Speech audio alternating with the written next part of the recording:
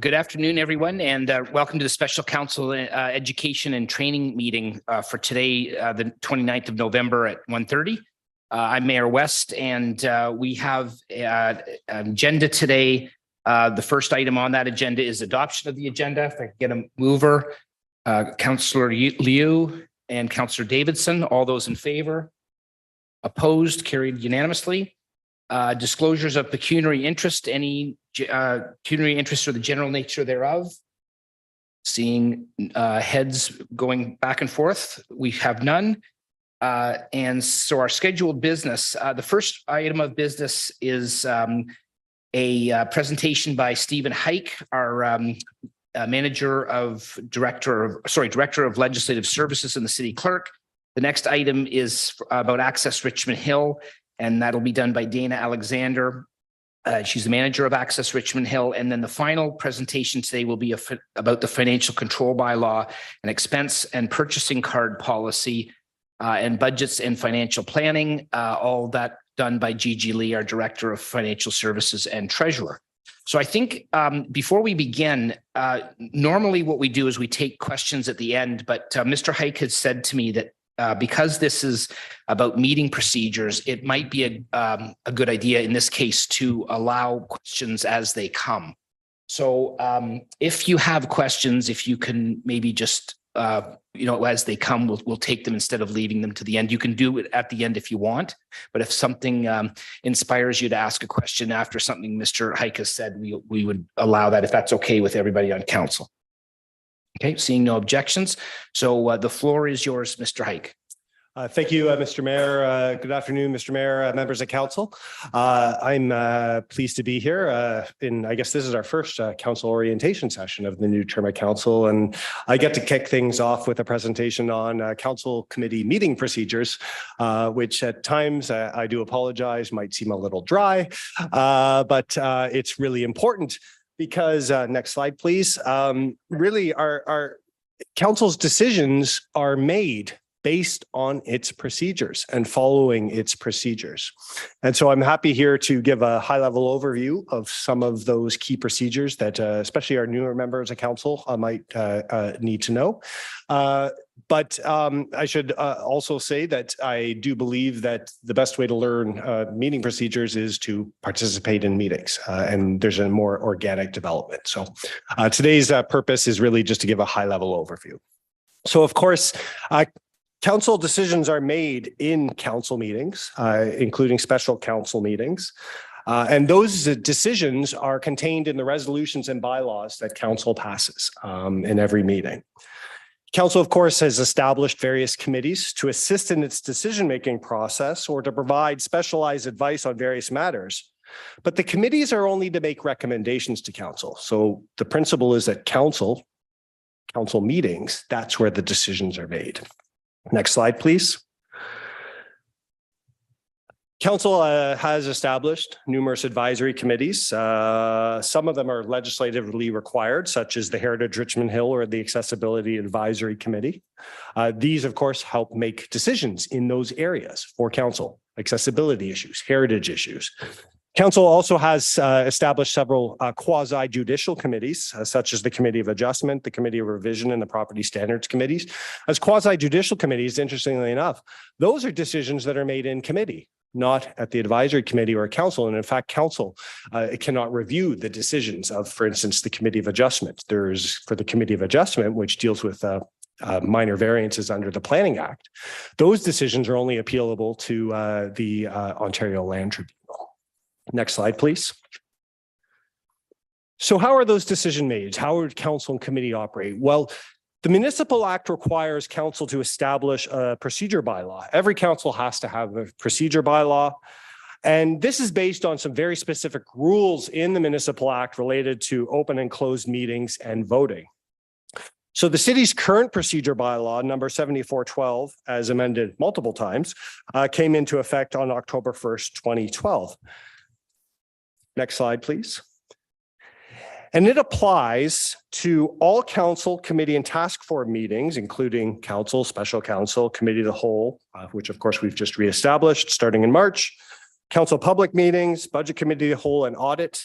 But it does not apply to the quasi-judicial committees. Some of them actually have to operate under what's known as the Statutory Powers Procedures Act or their own procedures. So, but generally, Mr. Mayor and members of council, you'll be operating in meetings that are subject to the procedure bylaw.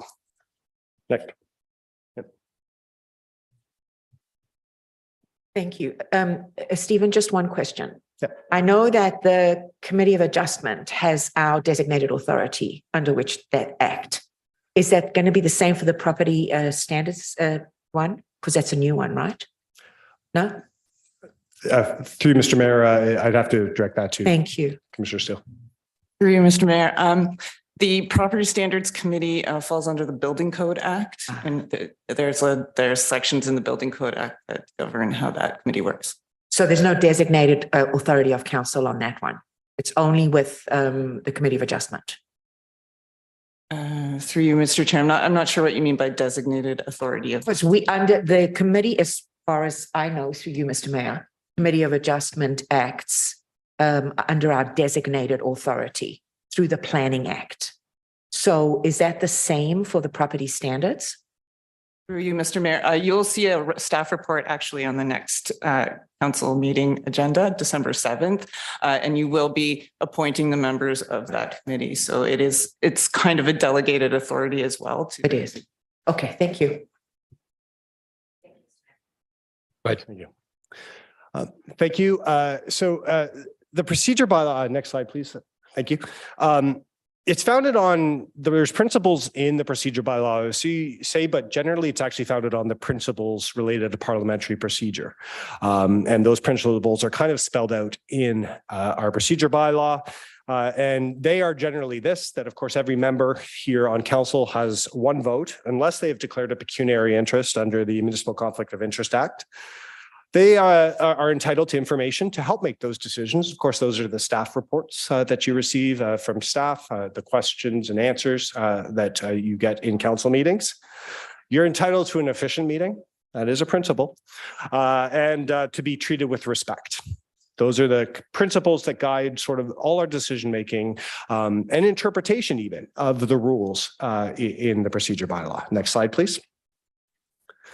So what are your responsibilities as members that are set out in the procedure bylaw? Well, first, they're to inform my office if you're going to be absent from a meeting, late or early departures from council committee meetings. This is actually important because we can't have a meeting unless we have quorum. So of course, for council, quorum is 5 members have to be present because we have a 9-member of council. So we do need to know if we're going to have quorum from a meeting because a meeting can't proceed without quorum. Of course, you're to avoid engaging in disruptive behavior and maintaining decorum at all time. And you're required to follow all the procedures governing the conduct of members of council. That includes not just the procedure bylaw, but the council code of conduct and any other policy relative to that. So that's your responsibilities as spelled out in the procedure bylaw. Next slide, Mr. Mayor. Thank you, Mr. Mayor, and thank you, Mr. Kirk. Because if I understand correctly, the meetings, council meetings, committee meetings are conducted in hybrid form. So would also with members intended to be appearing virtually, would they not have to be also letting you know in advance so that you know the quorum would be met? Through you, Mr. Chair. Thank you. Through you, Mr. Mayor. Yes, absolutely. So if a member is participating electronically in a meeting, and I will say this, that I believe we're going to have discussions down the road about the future of hybrid meetings for meeting efficiency. But if you are participating electronically in a meeting, yes, we do need to know that because we have to make sure that we have quorum at all time. And members of council who were members last term would be aware that sometimes we had lots of members who were participating electronically in meetings. And if they had difficulty with their cameras, for example, we had ways that we had to ensure that they were still present, that they hadn't just logged on and left because we had to maintain quorum at all time. So thank you for your answer. Thank you, Mr. Chair. Will you be expanding on quorum, or can I ask a quorum question now? Of course. So I bounced in here thinking, oh, well, we could all talk before the meetings and hammer out stuff. And then someone told me, no, you can't do that. So what can you describe, can you explain to me why we can't discuss as a group informally things if that doesn't expedite the work of the residents better than, being prepared with some ideas and go ahead. Sure. No, absolutely. It's a great question and it comes up quite a bit. And it has, it's not so much about quorum as it is about the open meeting rules. So the Municipal Act requires all meetings of council to be open to the public, except in limited and specific circumstances. If 5 members of council are discussing an issue behind the scenes, they are potentially materially advancing the decision making. They've made the decision behind closed doors, as it were. And there are Ontario Ombudsman, who's the closed meeting investigator for many municipality reports, who have suggested that 5 members of council deciding issues behind the scene and then just coming out to council and voting could constitute a illegal closed meeting. That's not to say that members of council can't discuss issues. And certainly, there's no, I can't give you a black and white, don't do this, don't do that. But if you have 5 members of council discussing an issue that's coming forward at council, and especially if you do it, whether informally or by email, and especially if you copy the clerk, there's an argument to be made that that's an illegal closed meeting because there was quorum. There was 5 members of council and you had the clerk. Anytime you have 5 members of the council, that's quorum potentially. So you can be materially advancing the business, and we want to avoid doing that in the back room. That's not to say you can't discuss things, but just please avoid that general approach. Is there another name for just an informal gathering where we spitball some ideas and it's not it's just, hey, what do you think of this? What do you think of that? Is there an avenue for that? Through you, Mr. Mayor, I can't give you a black and white. I can only tell you the general principles of the open meeting, and it falls to you to apply those. The principle is that if there's a quorum of members of council who are potentially materially advancing the business of the municipality, so it's a matter that's definitely coming to council, and there's a quorum of you, and you're discussing it in such a way that you're advancing the decision making, you may have had an illegal closed meeting. That's supposed to happen in public. That doesn't mean you can't talk to your colleagues, can't share ideas. It's just, please do not, my best advice to you is please do not materially advance the business amongst a majority of you before you get it in the chamber. Thank you. Thanks. Councillor Silvitz. Well, thank you, Mr. Mayor. Just one other question on that. Through you, Mr. Mayor, to the clerk. Are 5 of us allowed to sit around a table in a restaurant? Of course. Okay, thanks. But if you're sitting there and talking about what's coming up at council and how you intend to vote on that matter, that's a different story. Okay. Yes. Yeah. If 5 members are on the table, I'd encourage you to keep it as social as possible. Socially. Okay. Thank you very much. Yes. Thanks. At the beginning of this meeting, and even in the last meeting, of course, Mayor West asked members to declare if they had any declarations of pecuniary interest. This relates, of course, to the Municipal Conflict of Interest Act. And all members are aware that when you took your declaration of office, you declared that you would declare all pecuniary interest, direct or indirect, as required by the MCIA. Apologize, I'll use the acronym here because it gets really repetitive. So what are your obligations under the MCIA? First of all, and I know it's the last bullet, but I'll say it right now. I and the city solicitor and other city staff, we cannot advise you on your on when you have a pecuniary interest, direct or indirect. We cannot provide you advice on that. That's a personal responsibility that you have. So that's your responsibility. And if you do need legal advice, the integrity commissioner is available, or not. The integrity commissioner can't give you legal advice, but he can give you MCIA advice, or you can, of course, obtain your own legal opinion on those matters. But if you do have a pecuniary interest, direct or indirect, the MCIA requires you to declare that and the general nature of that at the start of the meeting. That's why right after we adopt the agenda, on all agendas, the first thing is declarations of pecuniary interest. So you're required to say, I have an interest in agenda item 1, and it's because I own the property, whatever the general nature is. You don't have to get too specific, but it does have to be general nature. If you happen not to be at a meeting where an agenda item in which you have the direct or indirect pecuniary interest is discussed, you're actually obligated to declare that at the next meeting that you attend. And you'll say, so last council meeting, when I wasn't in attendance, I had a pecuniary interest in agenda item 1 because of. So in addition to the verbal declaration that you're required to give, you actually have to file a written statement, and the clerk's office has a form for that, essentially setting out what you said in the meeting, which we then publish online. So you have to declare your pecuniary interests in the meeting or a subsequent meeting if you're absent, and you do need to file a written statement. Once you've declared a pecuniary interest, you cannot participate in the discussion or voting on any matter or attempt to influence the voting on any such question. This is a clear rule in the Municipal Conflict of Interest Act, so I would encourage you to be aware of that. If you have declared a pecuniary interest, direct or indirect, in a closed session matter, you're actually not allowed to attend the closed session part of the meeting.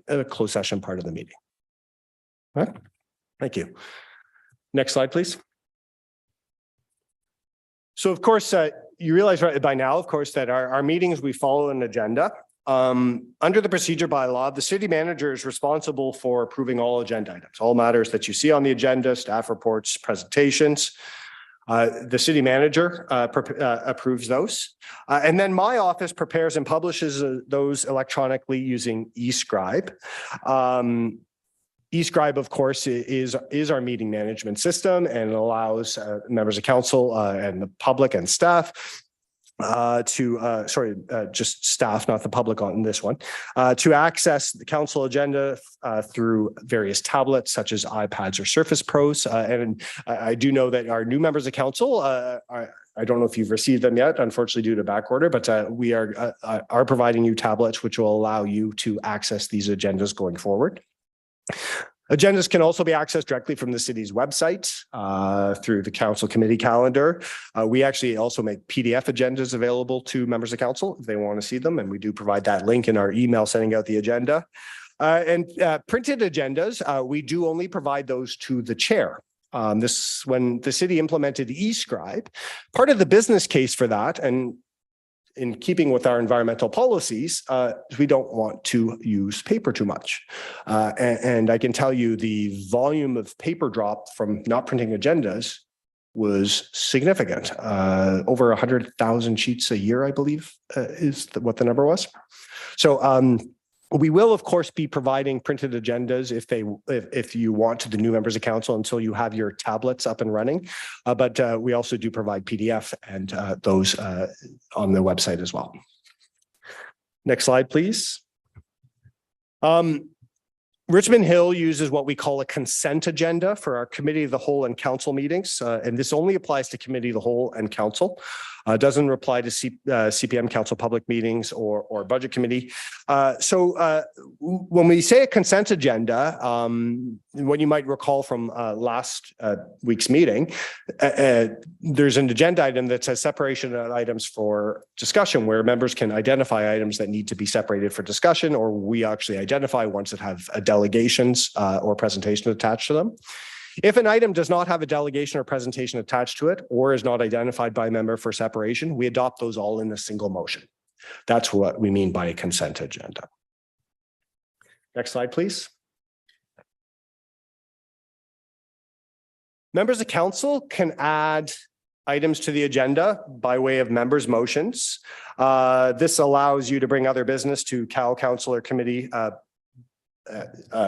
or committees. It does not apply to council public meetings, which of course are a specialized meeting to deal with applications under the Planning Act. So they follow a specific rhythm. So members' motions don't come forward to CPM meetings.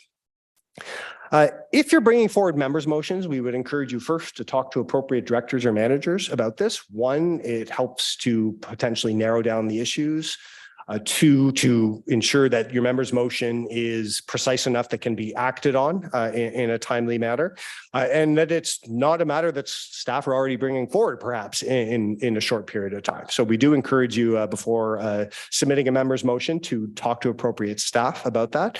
Of course, my office can also help. We're not subject matter experts on everything, but certainly in format and parliamentary language, we can assist with that as well. And to be included on agenda, a member's motion has to be received by my office by noon 1 week prior to the meeting. Any motion that's not received by noon 1 week prior to the meeting has to wait till the next meeting. So we are publishing for next Wednesday's council agenda. The cutoff would be noon tomorrow. Thank you. Next slide, please. So earlier on, I was talking about open meetings and closed meetings. Well, one of the reasons why open meeting rules exist is to facilitate and ensure that the public are part of the meeting process and the decision making.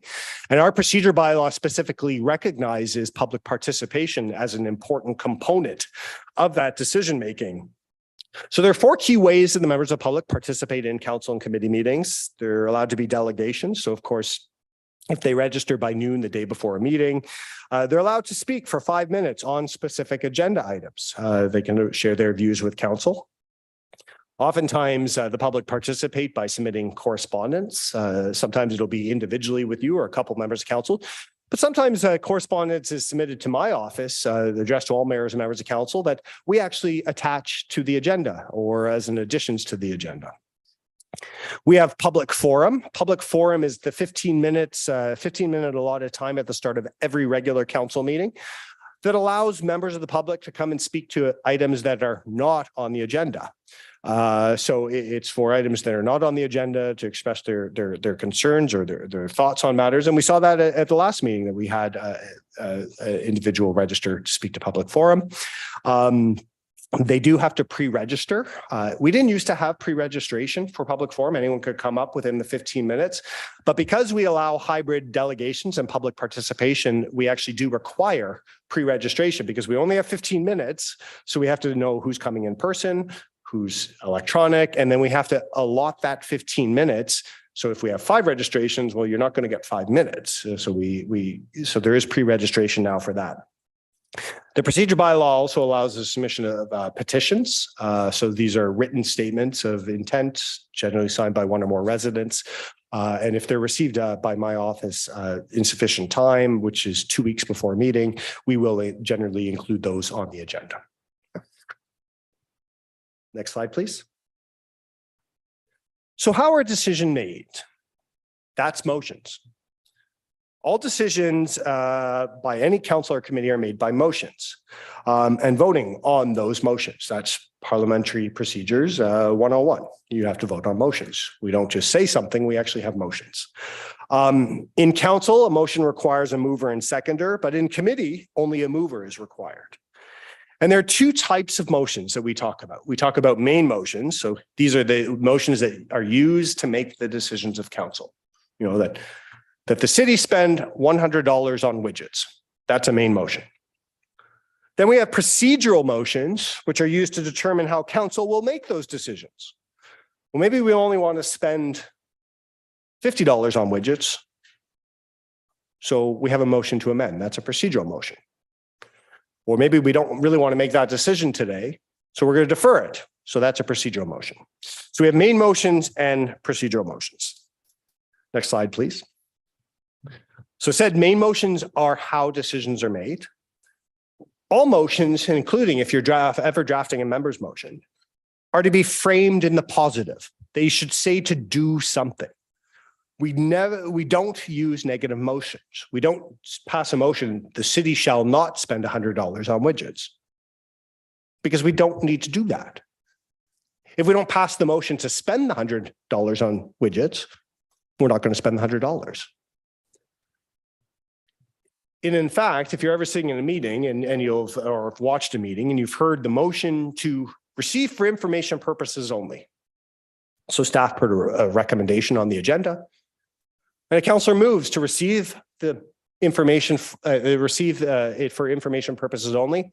That's the effective way of saying we're not going to take any action on this. But it's framed in a positive because we don't ever, parliamentary procedures say that we don't frame motions in the negative. They're always to do something, not to not do something. Any main motion can be changed by the motion to amend, which is a procedural motion. And a motion to amend is about adding or removing words from a main motion. It has to be closely related to the motion under consideration and cannot propose to do the opposite thing. So if we have a motion on the floor that says that the city is going to spend $100 on widgets, it's not in order to move an amendment to say that, well, I want to insert the word not before 100. So that the motion, the motion to amend was to insert the word not, if that passed, then the main motion would read that the city not spend $100 on widgets. Well, we don't do that because that's now a negative motion. And the same thing is achieved by voting down the main motion. So a motion to amend, if you want to amend a motion, it's to substitute words, not to do the opposite thing, and it has to be closely related. So if we're talking about widgets, and I just use this example, and then you move an amendment, I want to add a clause to spend, to build a building 20 stories. Well, they're not related in any way, shape, or form. So the motion to amend would not be in order. Okay. Next slide, please. So I'm going to cover some of the key procedural motions, just highlight. And this one always, I have two on the slide here, the motion to refer and the motion to defer. And unless you're a clerk, everyone messes these up in the purpose of them. I've probably in my career explained the motion to refer and defer than I've more than explained anything, and that's fine. It's just, they sound the same, right? But the principle here is that the motion to refer is to send an item to someone else. So it could be to staff. It could be, say, we're in a special council meeting and you want to go to committee of the whole. It's sending it to someone else. The motion to refer. The motion to defer is just to delay it within yourself. So council can delay, it can defer to council, but it can't defer to committee of the whole or defer to staff. So refer is to send to someone else, to delay the decision to send to someone else. And defer is to keep it here, but just to wait until we make the decision.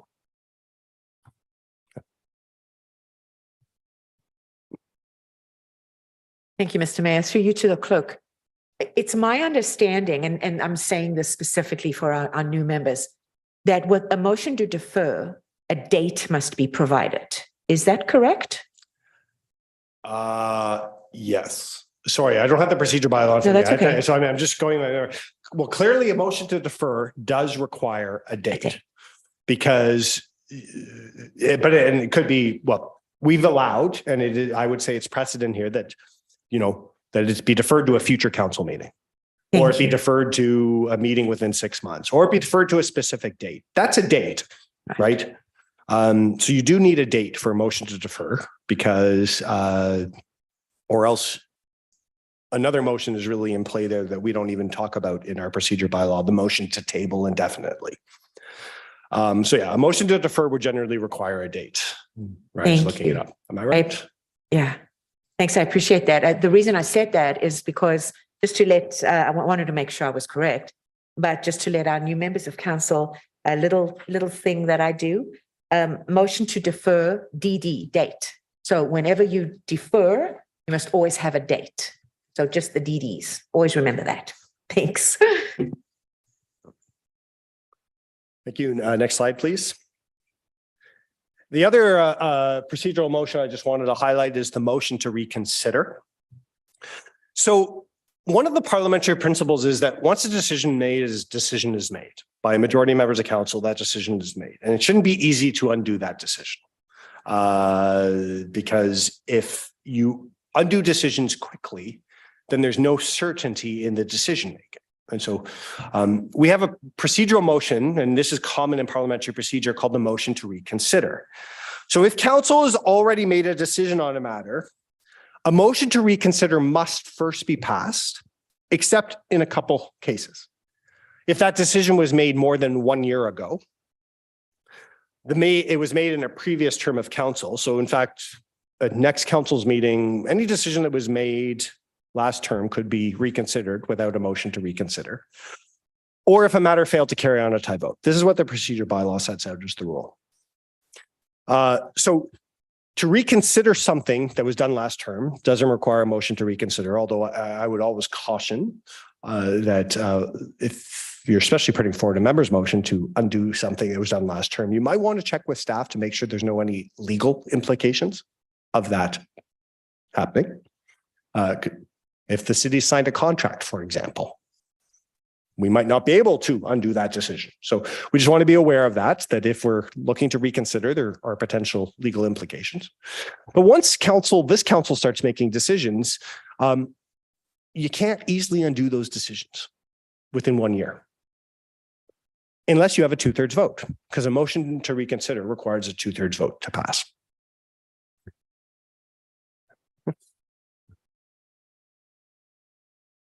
Councillor Chen, you had a question? Yes, thank you, Mr. Chair and Mr. Kirk. On the last bullet, motion to reconsider requires a 2/3 vote. I want to make it abundantly clear, if you can help for all of us. 2/3 of the vote of the quorum of the members at that particular meeting. Yes. So- It's always 2/3 of the vote of the members Okay. present and voting at that meeting. Yeah. Thank you. So, Mr. Mayor, allow me to play the out scenario. If we only have 5 members just meeting a quorum at the chamber or in a hybrid meeting. Yeah. So that means only 4 members of that 5, because 3 out of 5 is only 60%. So you need 4 members to have that Yes. adopt the motion reconsider. Yes. Got it. Okay, so I thought that might be helpful to myself and hope to my colleagues. A 2/3 of the vote to pass, but that's I don't want to say qualify, but because it could be in a meeting, you start with 9 people and then it might come to 7 people. I'm not saying it could happen this term, but that's I'm just counting on my experience. And you could be a situation of, not a simple majority, you still get 2/3, but 4 members of a 9-member council could potentially adopt a motion reconsider. Thank you. Yes. Just want to clarify. Thanks, Councillor. Councillor Tree. Thank you so much, Mr. Chair, and through you, Mr. Chair, to our Ms. Clark. I do have there was a motion around 3 years ago we submitted, and it was denied by the previous council. So in this case, we don't need 2/3 votes. We just need and we can bring it back, right? Through Mr. Mayor, absolutely. Yeah. Because it was passed in the last term, it does not require a motion to reconsider. That is a rule in the procedure bylaw. Yeah. So it's a new motion, or is it still the old motion? We just or reconsider? Well, if I might, through Mr. Mayor, it really depends on what the motion is, right? So I'll go back to my $100 on widgets motion. If last term council passed a motion saying they wanted to spend $100 on widgets, council this term could say, no, we don't want to spend $100 on widgets. We want to spend $50 on widgets. You just pass a motion saying that the city shall spend $50 on widgets. That, because it's the newer motion, essentially stops the older motion. So it really depends on the motion and what we're talking about and what the resolution said. And, if council or a member of council wants to put forward a member's motion to change a decision of the last term, as I said, caution on the contracts, legal, all those sort of things. Certainly, you need to look at what past decisions are to decide how that's going, what your motion is going to be. Thanks. Yeah. Thank you. Go ahead. Oh, Councillor Thompson, then Councillor Davidson. So through you, Mr. Mayor, I thought I seen somewhere where if it was within the same meeting, you could have a motion to reconsider did it still require the 2/3 vote in the same meeting? Through you, Mr. Mayor. Yeah, absolutely. If council's already passed a resolution, to change their mind within that meeting requires a motion to reconsider first.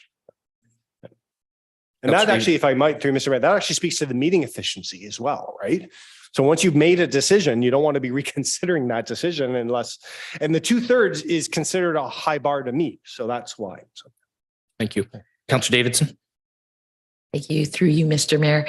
Has a motion to reconsider ever undone something like approval for a development or a large building, say on a wetland or something that, I mean, if the shovels aren't in the ground yet, and assuming that I understand that it can damage the credibility of the town to approve something and then undo it and all that stuff, but is that something that's even possible?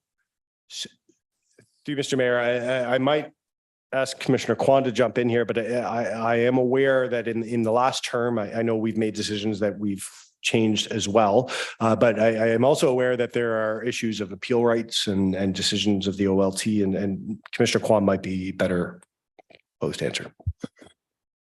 Through you, Mr. Mayor, yes. Short answer is yes. The city has reversed the previous decisions of adopting planning policies or development applications. However, there is certainly protocol to go through in so doing. And then as clerk has mentioned, it does invoke a whole public process, a revisiting of the application, and there's automatic appeal rights, and to say nothing of whatever civil litigation flows from that. Thank you. Councillor Shu. So before we raise the motion to reconsider, do we have to raise another motion to revoke the decision made before step by step? It's a procedure step.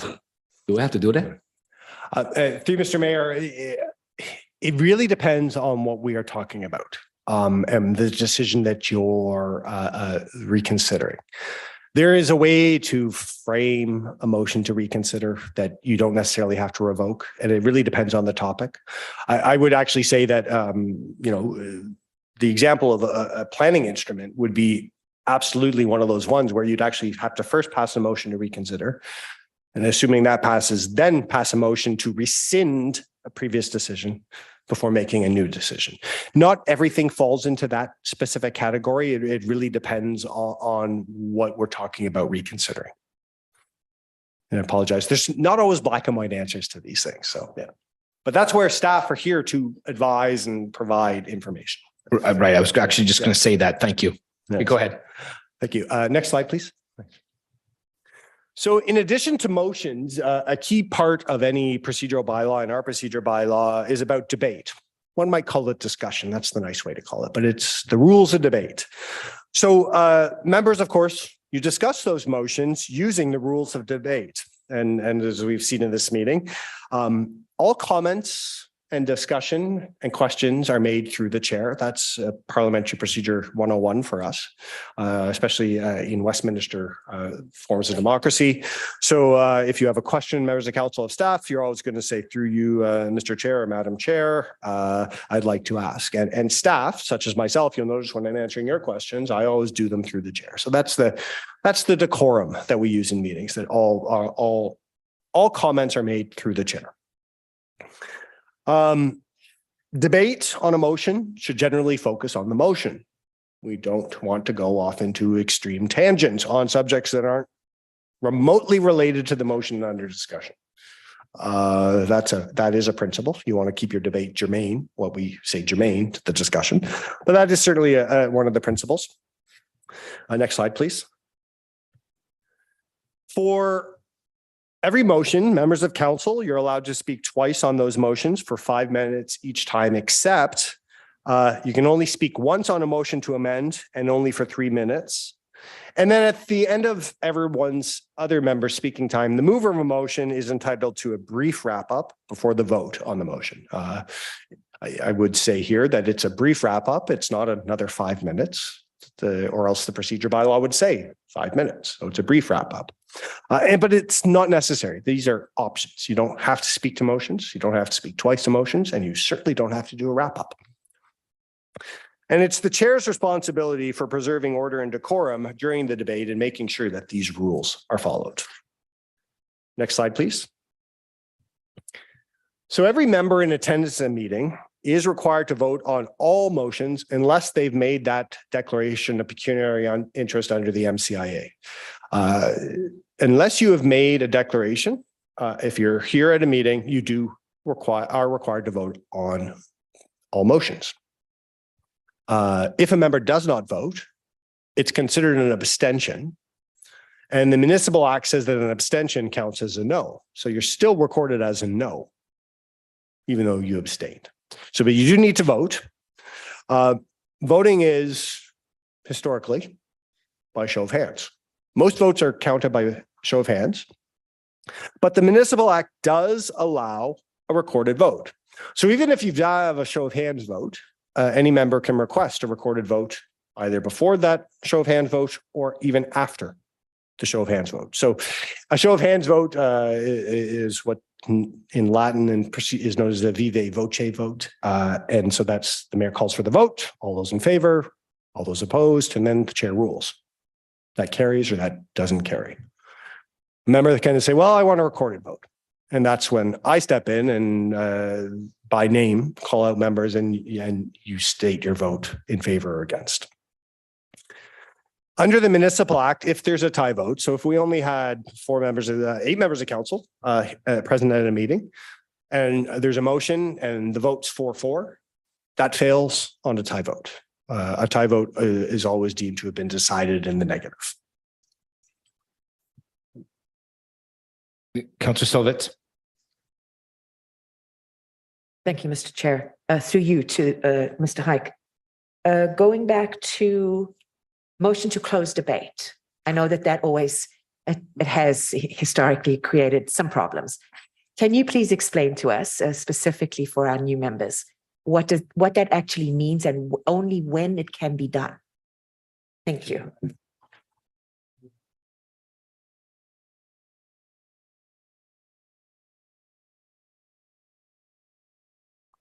So I'll start with the principle on a motion to close debate.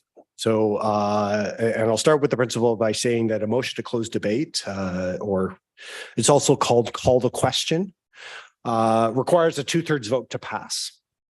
The reason being is it actually goes against the principle of allowing members to speak to items. It stifles debate, as it were.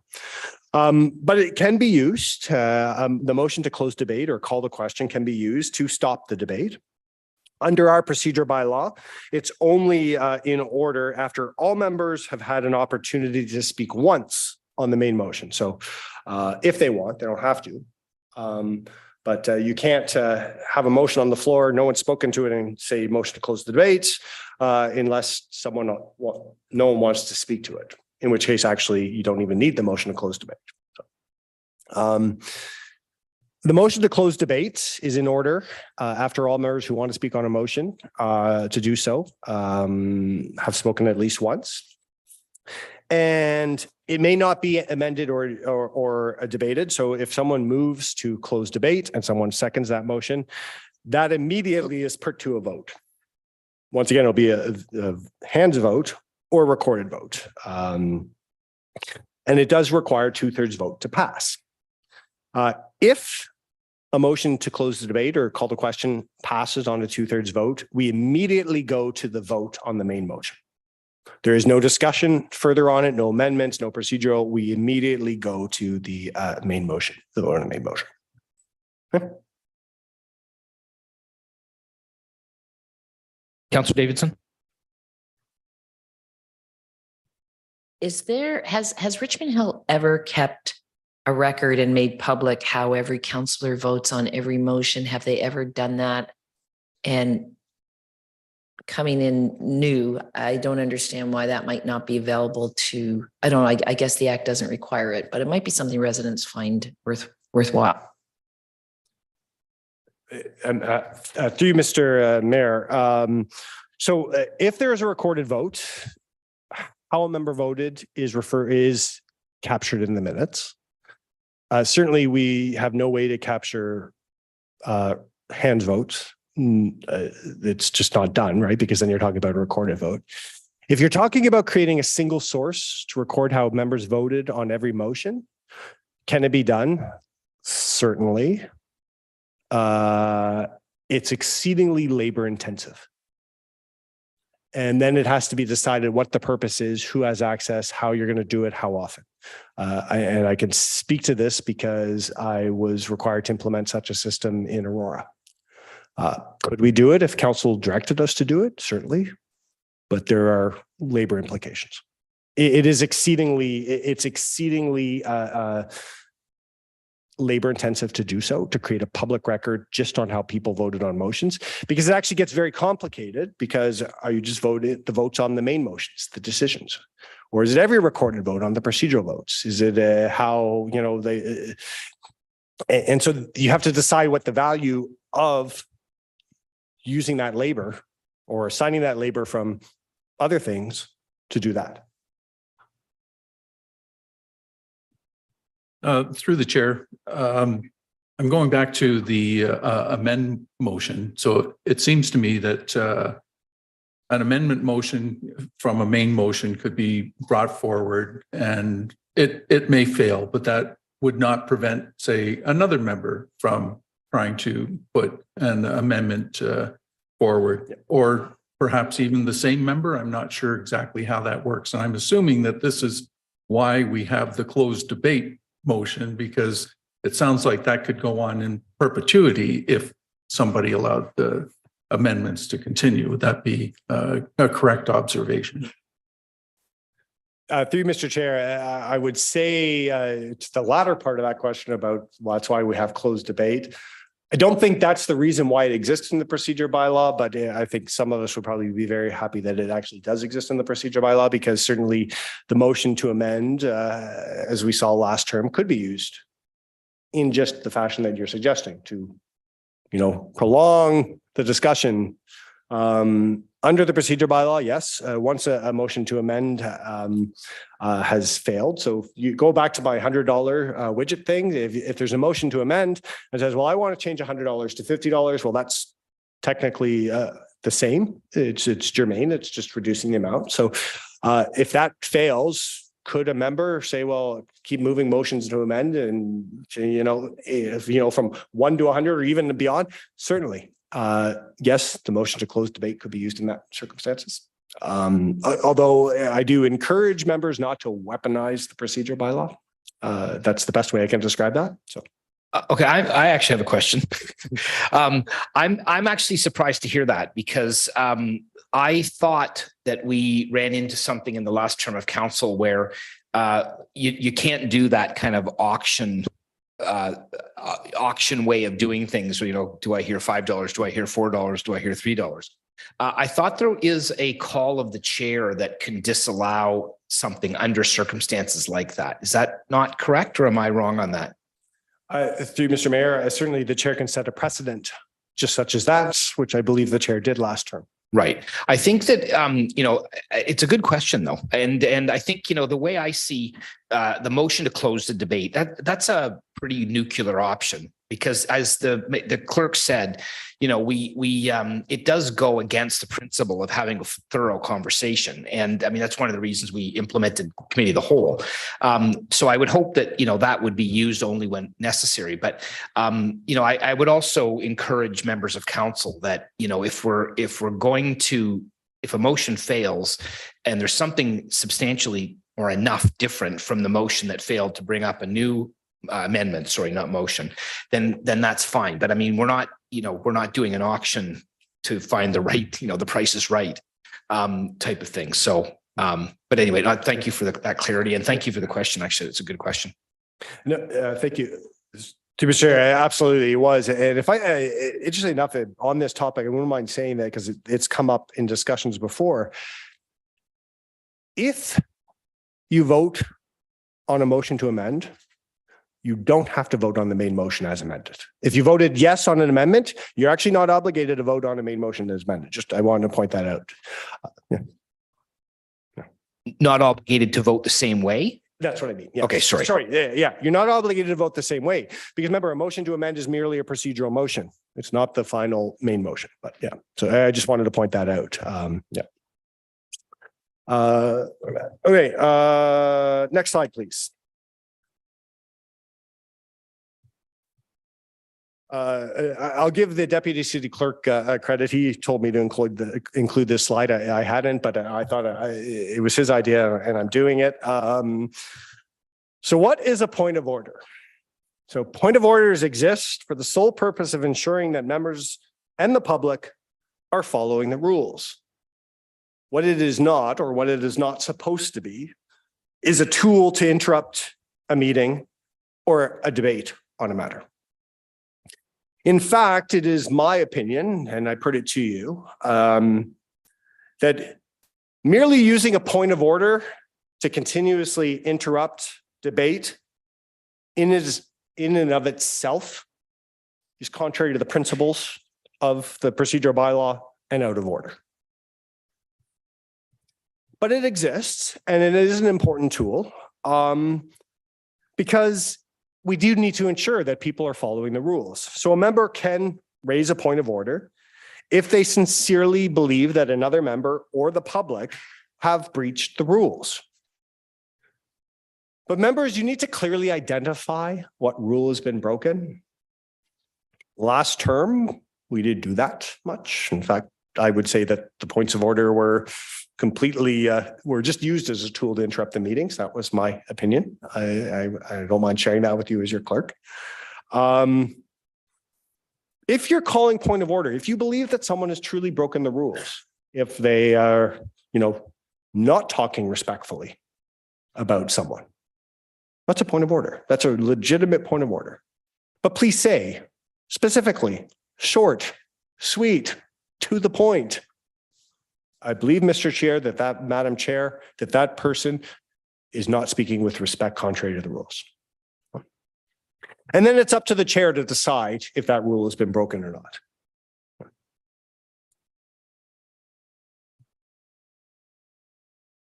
Thank you, Mr. Chair. Mr. Mayor, it's not a point of order I'm raising at this meeting, but seeking clarification. Mr. Clerk, you touch on members, but also on the slide that the public is referenced in 2 bullet points. Would that only apply to member of public either in the session before the actual meeting begins, the public session, or to delegates insofar as the public? Thank you, Mr. Chair. When I'm using the public in this terminology, I'm referring to any member of the public, whether they're here in the chamber, a delegate, online as a delegate, that I'm using it in the most broadest term. If they are present at a meeting in any way, shape, or form, that's what I'm referring to. Thank you. Thank you for clarifying that. Thank you. Thank you, Mr. Chair.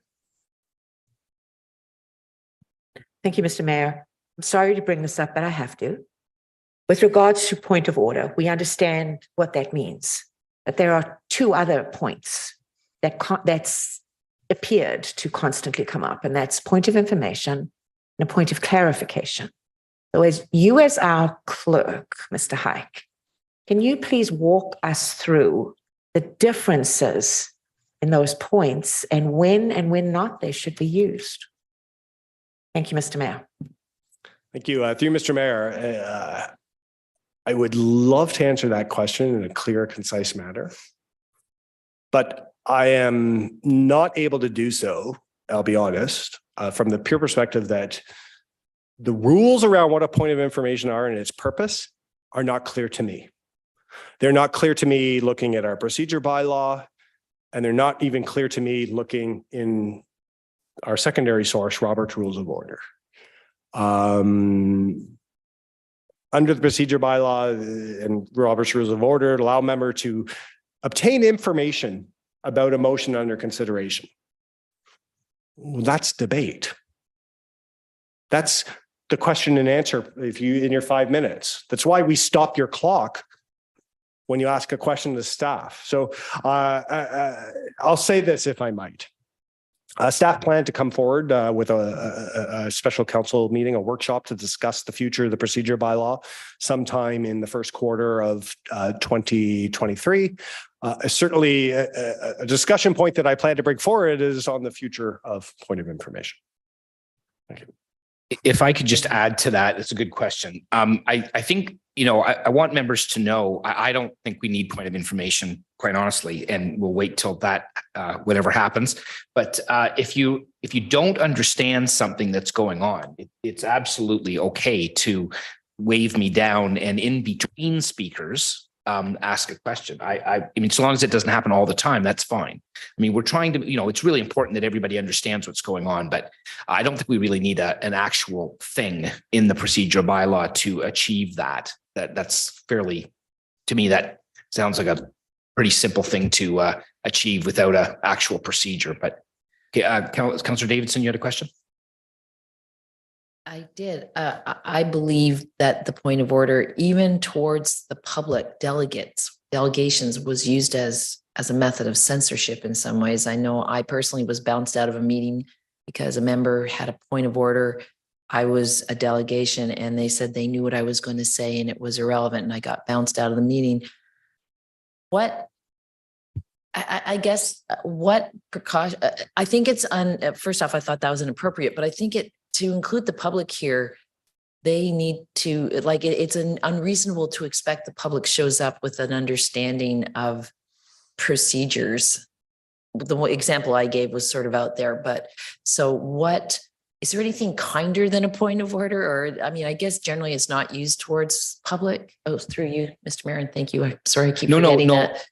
I was pointing to me because I think really that's more a question to the chair than it is to the clerk. And correct me if I'm wrong, Mr. Clerk, in your opinion. But a point of order has to be ruled on by the chair. And so I think in the situation that I think I'm understanding, I mean, you're right. If this is a member of the public that's not quite on side with all the procedures that we understand here as councillors, I mean, I think you would have to give them a bit more leeway. As councillors, we need to know our stuff.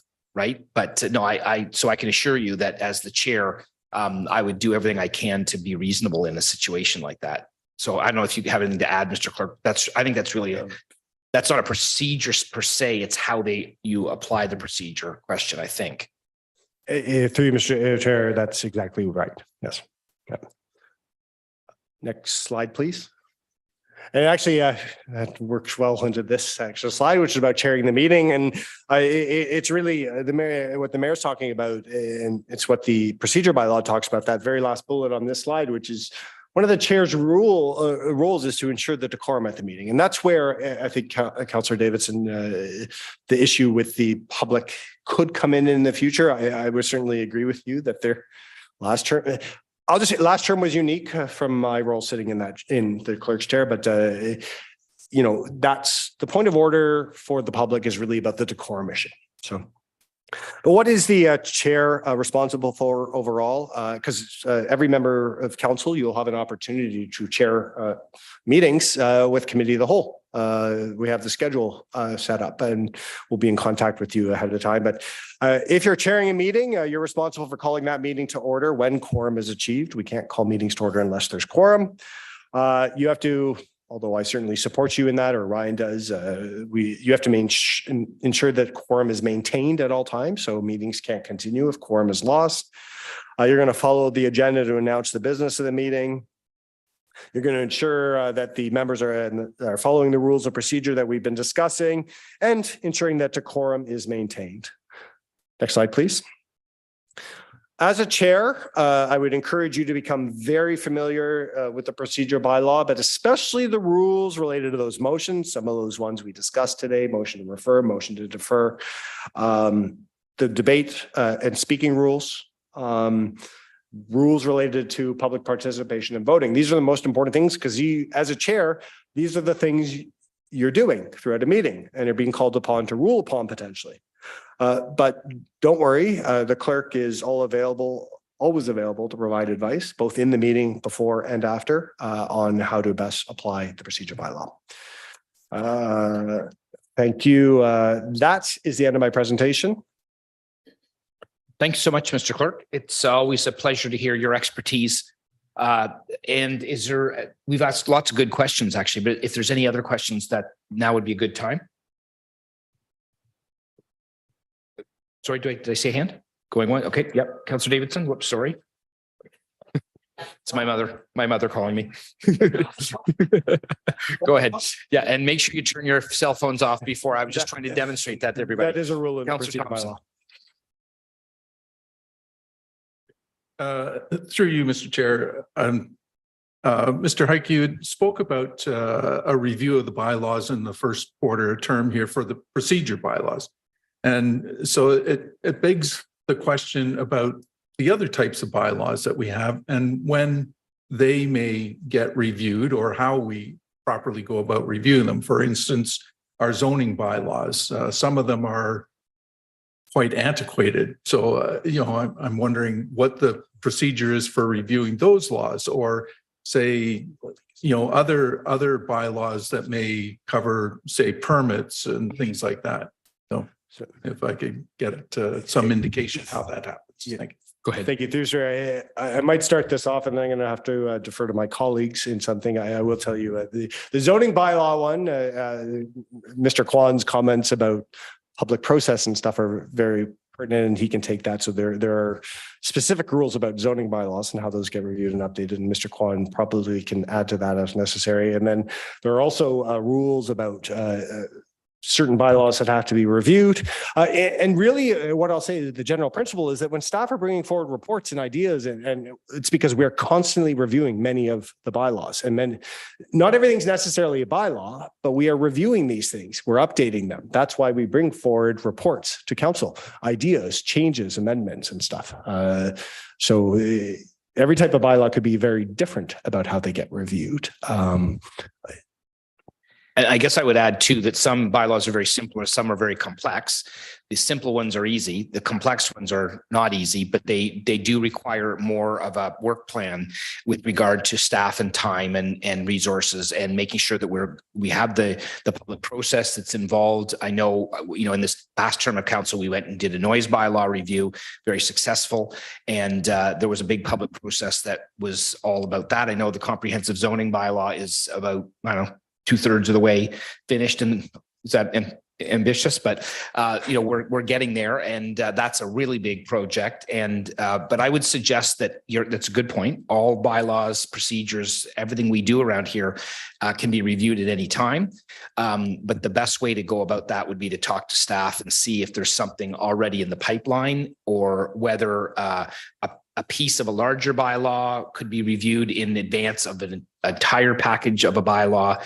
Like I know, like the animal control bylaw is big. Like there's all kinds of aspects to that. So anyway, those are questions that staff should be able to answer and give you a sense of where we're at or where we're not at. Right. So, yep. So through you, Mr. Chair, what I'm hearing is it's predominantly worked with the staff on reviewing the bylaws. Do we ever think about, because we talked about committees earlier, things like that, is that something where we would potentially engage the public for something like that? I don't want to answer for staff, but I think anything's possible, right? And I think it's a case by case basis, right? If it's something really simple, we can do that in a council meeting. But if it's something that's more complex, then we need to be working with staff as a team to make sure that we're going about the procedure correctly. I mean, every in municipal life, I've found every action has reactions, both positive and negative. And, we want to, as much as we possibly can, make these decisions with the best advice possible, right? So some are quite simple, but others might not be quite as simple. I'm not sure that's a fulsome answer. Okay. Okay. Any other questions? Councillor Hsu?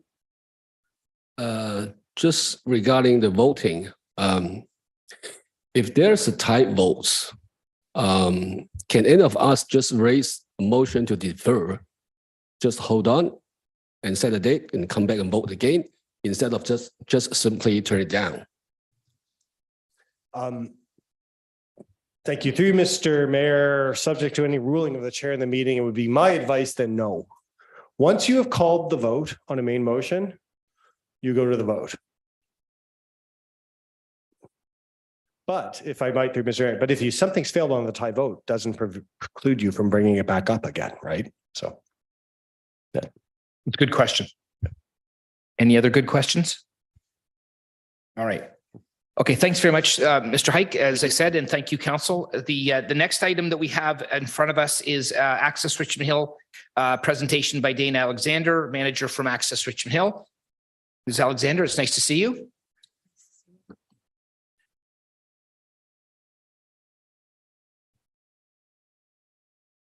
Alrighty. Can everybody hear me? Good, wonderful. Good afternoon, Mr. Mayor, members of council. I'd like to provide you with an overview of Access Richmond Hill, the service we provide, and share how we can support you with resident inquiries. Next slide. Access Richmond Hill is the first point of contact for residents and businesses. Our aim is to provide a single point of entry for information on city services or programs. We respond and provide information on behalf of our business unit partners. We offer a no wrong door approach for residents when contacting the city, and will connect parties to the right city department if the call or email is for a business area for which we do not have a service agreement. This provides our residents with a simple way to connect with the city. Advisors use multiple systems to access information and will clearly communicate response expectations based on business-specific service levels.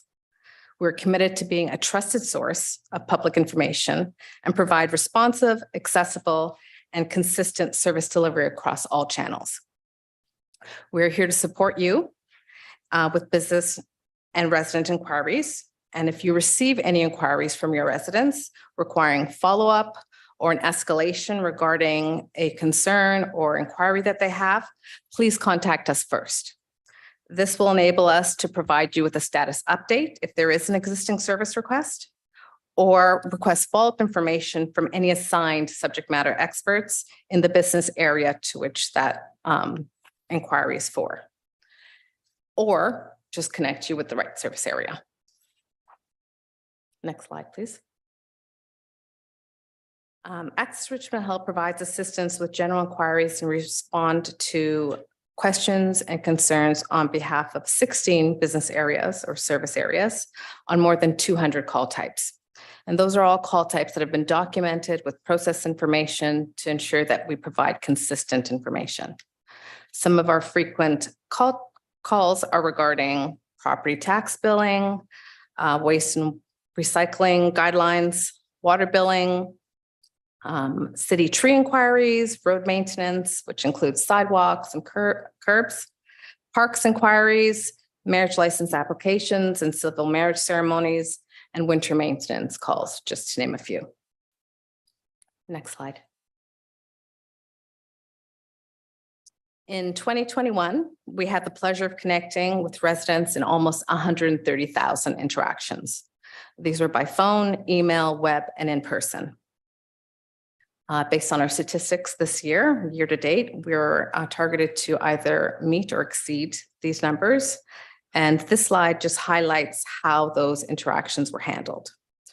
So the second circle, which shows first call resolution, those are interactions where Access Richmond Hill advisor was able to address and resolve the resident's concern during the initial inquiry or call.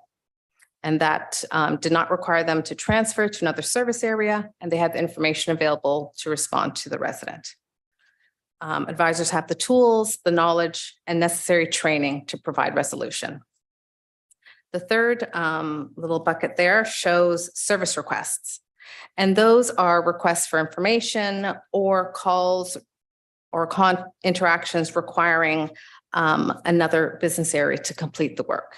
It can be for an inspection, tier 2 or callback requiring some more research or investigation, or it could be for a maintenance request. So those are all the ones that could be, pothole, it could be trimming that we have to hand off to another area to complete the work. And the last bucket there shows inquiries that led to a transfer. and that's to another department or staff for more detailed information. Those are captured separately because there are business areas which we do not have service agreements with. Therefore, we don't have full information to handle the inquiries. Next slide.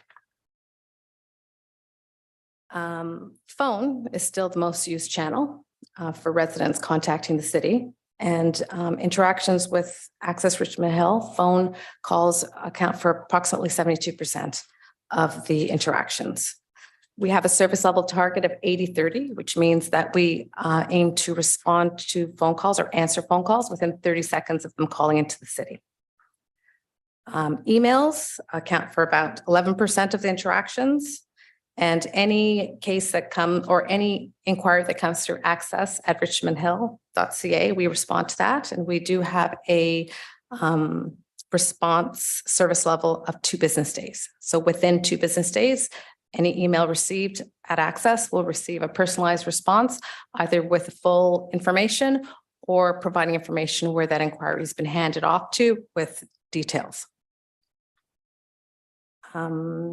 We also do provide centralized payment acceptance. So there's a front counter on the main floor at EBC right here. And last year we handled close to 27,000 in-person interactions where we either processed a payment, provided more information, but that was all at our counter. And web inquiries currently account for about 2% of the inquiries we handle. Next slide. We offer translation assistance for residents who need over the phone or in-person counter services in a language other than English. We do use a service called Language Line, which is a translation service, and we will be able to connect the resident or business with an interpreter to assist. So it's like a 3-way conversation. The top 3 languages for the past few years have been Mandarin, Farsi, and Cantonese. And they account for approximately 88% of usage for the translation service in 2021. And year to date, those 3 are still the top languages used and account for about 90% of the interactions through Language Line. For this service, we can also facilitate the use to service you if you need any over-the-phone translation assistance. So please do contact us and we can arrange for that. Next slide. It's my final slide. I encourage you to direct any new resident inquiries or inquiries requiring follow-up to Access. We are very happy to assist you with all inquiries and will provide you with updates on any existing cases that you may need. We're available by email at access@richmondhill.ca or by phone at 905-771-8800. And we're here Monday to Friday, 8:30 to 4:30. And that's it for me. Do you have any questions? Thanks very much. That was excellent. I think in my tenure on council, I've watched Access grow from an idea to where we are today. And I think that's great. So thank you so much for that. Councillor Chan, you had your hand. Thank you, Mr. Mayor. Thank you for the presentation. One point of contact, which is great, ARH. 2 specific questions. One is particular on the last one, connect. Is meant to be helping to connect the city and the general public as the front line, so to speak, as I refer to one-stop window. I'm thinking about that, the loop back, connecting, suggesting is going one way. But I think that as elected official, as councillor, I'm just talking about based on my personal experience.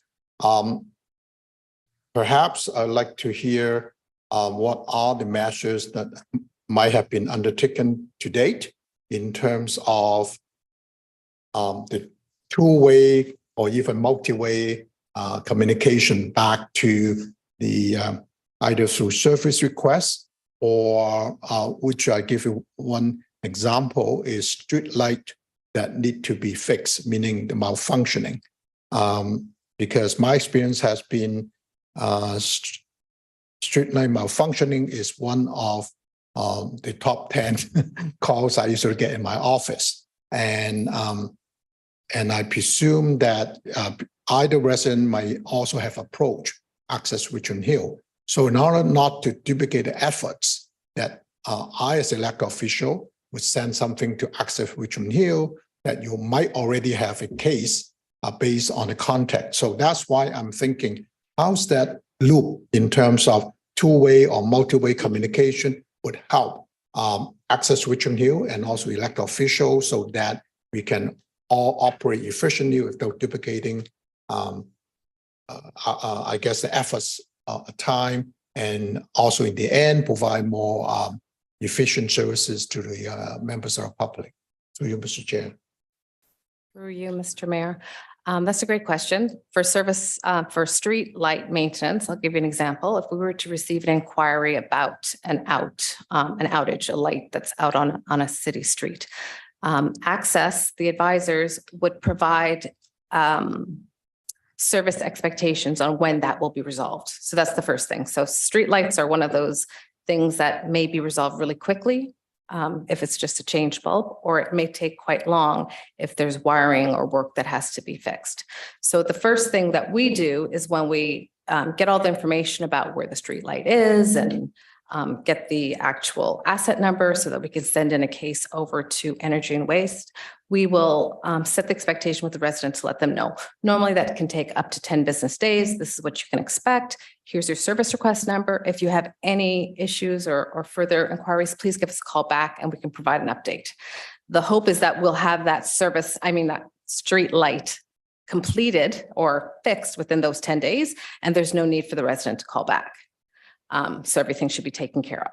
But if they do call back, we can certainly go into our request to see, is there an update by the Energy and Waste team to advise inspection occurred, further work required, wiring, and there will be information there that we can provide and share with the resident. Thank you for the answer. Yeah, I'm just using the streetlight malfunctioning or malfunction of streetlight as an example. So I appreciate your elaborate response. However, I'm also thinking about the issue is really about how to work together between the elected official and the Access Richmond Hill.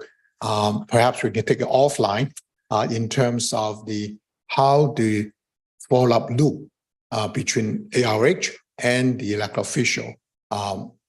Maybe that we can take it offline unless you have something to respond to. Just to add to that, if we receive any inquiries from your office related to a specific concern, we will first check to see if there are any already submitted cases or if there's an update that we can provide, and we'll provide that to you so that there isn't duplication of that. So you can provide that information to your constituents. Thank you. Mr. Chair, I did say two specific questions. So that's the first one. Second one is that I appreciate you showing us a slide of there's not only existence of language line, but also the top 3 common languages that have been used in the past. Is there any kind of data in terms of, let's say, for the last year or last couple of years in terms of total number of calls we have gotten? Yeah. Through you, Mr. Chair. Through you, Mr. Mayor. Yes, we do have a record of month by month, language by language that's been used through the language line service. So if you would like some additional detail on that, we could get it for you. Okay, so I'll follow up on that later. Thank you for your answer and thank you, Mr. Mayor. You're very welcome. Thank you so much. Councillor Liu. Thank you, Mr. Mayor. Through you, Mayor, to staff, to Dana. 2 questions. Along the line with Councillor Chan, is it possible for members of council to access the system to obtain that update instead of phone calls back and forth? Yeah, I'll defer it. Sorry. Thank you. Mr. Mayor, I thank Ms. Alexander for deferring to me. There are actually privacy issues with that, Councillor, and that's why the system configuration is what it is. Staff have to be very careful with customer relations management systems and what's in those systems that staff put in it versus what councillors would put in it because you've all received our MFIPA guide, and we have to, members of council, we can't treat you individually like we do staff. We can't provide you access to certain personal information. And so we have to be very, very cautious about the kind of information that we provide, right? So once you have given personal information to the city, it's now a corporate record. I actually can't share that back with you without prior consent. So there's some complications there. So even though with just street lights fixed, pending, we can't have access to that? For you, Mr. Mayor? Go ahead. Through you, Mr. Mayor, we can provide you with specific information on an individual inquiry. So our system isn't set up that you'd have access to everything. So that's the difficult part with the customer service relationship management system. However, we are happy to provide you with any information related to a specific complaint or concern that comes through your office. Eventually, I mean, I know that there is hopes to get some of our services online so that you could just check to see, you know, are there any service outages here for streetlights? But currently that isn't available. Okay. Are we going to continue to explore, you know, ways to streamline this process? Because, you know, I found it very, very frustrating somehow. I don't know if that's the right word, that, you know, every time a residents call and we call, and then all we got is a number, and then maybe a week later, case closed. So, and then sometimes if the case isn't closed, then, you know, 2 weeks later, the residents call, and then I have to call again and ask for an update. So I just don't know how we can make it more efficient. That's the question. Yeah. So.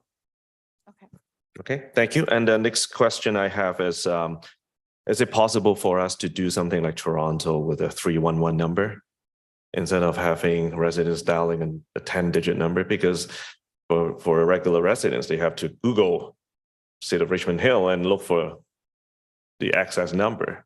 If we can provide a 311, I don't know, 123, something like that, it would be easier. Through Mr. Mayor. The information I have regarding 311, it is connected to a regional service. So it would be something that would require coordination through all of the region. I don't believe there's the ability to direct 311 just to a city. However, I can certainly look into that further. Yeah, if you don't mind, please. Thank you. That's not my question. Thank you. Thank you. Next one is Councillor Shui. Great. Thank you so much, Mr. Chair. Through Mr. Chair, our mayor, and to our Deanne, our clerk, senior managers. I do have 3 questions here. Regarding first one is access granted to the councillor as our councillor just mentioned. Due to confidential information might be breaching, even is under our own rights work. I'm just wondering, for the internal access granted to the councillor, am I masking or obfuscating certain informations in your table? Just want updates. If you have name, their telephone number, email, can you please obfuscate? So at least we can status. This is my first one. Okay. So maybe an enhancement or feature request, please consider. So masking is be available. Google has that function. The DLP, the mask features are there. I just need to know, yeah, that is feasible. First one. The second one also regarding to the access, if that is for public access. So for city web, is there any way we can offer online services? The user or residents open their own tickets, check out status. For our staff, you don't need to call back.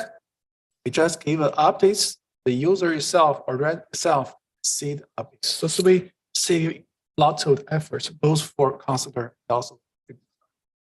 This is self-services. It's on demanding. And hopefully we can offer that to the public, save us a lot of effort. The next one is for dashboard or reporting. as a counselor, I need to know what's happening in next or in previous 1 month quarter. How many calls being reported? How many tickets being generated? Is there any high priority or which service category being reported? For example, traffic, garbage cleaning, etc. And we have a dashboard show each individual answer happening within our own third service request. Thank you. Thank you through you, Mr. Mayor. So service request masking, that is something that I can certainly bring forward to our IT department to see if you have a service request, if you can just simply submit it in along with a couple of other pieces to provide an update. I can look into that and come back to you. The second about self-service, we do have a customer service portal that is available right now at richmondhill.ca/access, where residents can submit service requests on their own themselves. And there's some general categories, and there's also a general inquiry tab. So you can certainly direct residents to do that. Things like streetlight maintenance, tree maintenance is also available there, large appliance pickup. And there's another one that I can't remember right now. And you can pretty much submit anything and they will get that same sort of services they would receive if they called us or emailed us. Can I see the updates from portal as well? Pardon? The updates from the portal, or is it you just only allow them to submit the ticket, but without any updates? Currently, internal comments are not pushed back, just that it's been received, that it's in progress, or it's been completed. If there's any specific reasons or confidential breaching issues, can we just offer that to themselves? So we bypassing many man in the middle efforts. I can certainly bring that forward as well. And the third was about dashboard reports for, So I can provide reports to mayor and council regarding inquiries received in your ward. Previously, we provided it on a quarterly basis. And as a ward councillor, you get specific to your ward. Regional councillors were provided all ward and mayor was provided all ward. So if that's something you're interested in, I can certainly just get a sense from everyone what you're interested in knowing about, learning about and the frequency. And we can certainly provide that. Okay, thank you so much. I think I appreciate that effort. I think the last one is dashboard, really helpful because we need to have data to show up residents or constituents. What do we have achieved? Either quarterly based on half year based on how many emails received, how many calls we received as council. This way we have measurement. Thank you. Just a reminder, this is a special council meeting. Remember, we should be not advancing the business of the city. It's just education and training. So if we can keep the questions to questions about the presentation, that probably would be make the clerk less itchy.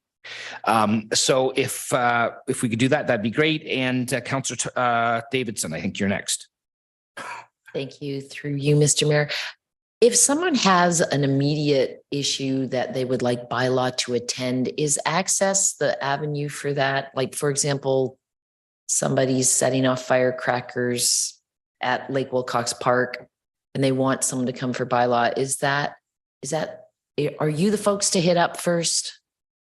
For you, Mr. Mayor, the inquiry or call can come through us and we transfer it directly to bylaw. And they will interact with the resident to find out all the details and follow their process. And after hours, people always ask me, where do they call on the weekends? Is there an access? How do people get answers on weekends and holidays and things like that? Through you, Mr. Mayor. Sorry. The main number, 905-771-8800, after 4:30, so after hours on the weekend, there is a phone script. And one of the options is if it's an urgent an issue that cannot wait till the next business day, they press 0 and it routes to our after hours dispatch, which is through fire and emergency services. So they are able to route calls to the appropriate on-call staff or area. Sorry, through you, Mr. Mayor. So do you mean if I just have a bylaw issue, it doesn't involve fire or police? I'm confused. Sorry. If it's after hours and I do push that button, it doesn't go to 911 services. Are you saying it goes to a staffer with a cell phone and there's people on call? Sorry, okay, so a resident who had the direct number for bylaw, it goes through to their call routing and the call will be distributed to staff as their process requires, but I could defer to Commissioner Steele. Through you. So we have certain services that we do provide after hours. We have, for example, a noise complaint hotline that is on the website. And if a resident calls that number directly, that goes automatically to an officer 24/7. For your fireworks example, the best route is what Dana is talking about, because fire dispatch gets that call and fire is able to respond to the fireworks calls. For anything else, if it's parking, if it's urgent, we also have a parking line that works after hours and the calls will go to a parking officer. For anything else that's not urgent, they can take whichever option they wanted, calling the bylaw line, leaving a message, or going through dispatch, and it'll get forwarded to the same place. You again, sorry to be so specific, but in my ward in particular, even before I was a counselor, I would get people calling me saying the guy beside me is cutting down a big tree and he doesn't have a permit. I guess I'm asking, is there a catch-all for the, it inevitably is when you're sitting down to dinner on Christmas Eve or something, but is there a general inquiry number after hours? And I could talk to you offline if this is getting tedious. No, not at all. Through you, Mr. Mayor. The best way to do it would be to call our main number and press the option for urgent inquiries that cannot wait till the next business day. And the fire and emergency services, they can triage that to determine who should be dispatched, if any, or if it's a matter of a report that's they're sending through. So that would be the best way. Okay. Okay, thank you. Councillor Silvas, did you have your hand up? Okay, I'm sorry, I missed you. Go ahead. No worries. Thank you, Mr. Mayor. Thank you so much, Ms. Alexander, for your presentation. It's just one thing I would like to add, also for the, especially for our 4 new councillors. 2 terms ago, the ARH internal was instituted. So if you could explain ARH internal, what we have to do after you've forwarded the initial concern or complaint to access@richmondhill.ca. If it comes back, or if there's any repeat, you have to change access@ to ARH internal so that the ticket is not duplicated. And there is a stream available for everybody on every level to make sure that everything is being done correctly. Thank you. Through you, Mr. Mayor. So there is another email address, access@internal. I can share it with mayor and members of council. The difference between the two is anything that comes through at access@richmondhill.ca, a framework of a case is created, and any correspondence back and forth is attached to that case. ARH internal is if you want to just get a follow-up response, but both of them, we've kind of migrated to just using the access@richmondhill.ca. So it's up to you whether you choose to use access@internal, and I can share that. The only difference is that does not automatically create a case. Thank you. That helps me as well, because sometimes I hit reply and I haven't changed that access. So at least that helps me as well to know we don't always have to do ARH internal. So it does not, through you, Mr. Mayor, it does not create a duplicate ticket. Correct. Thank you.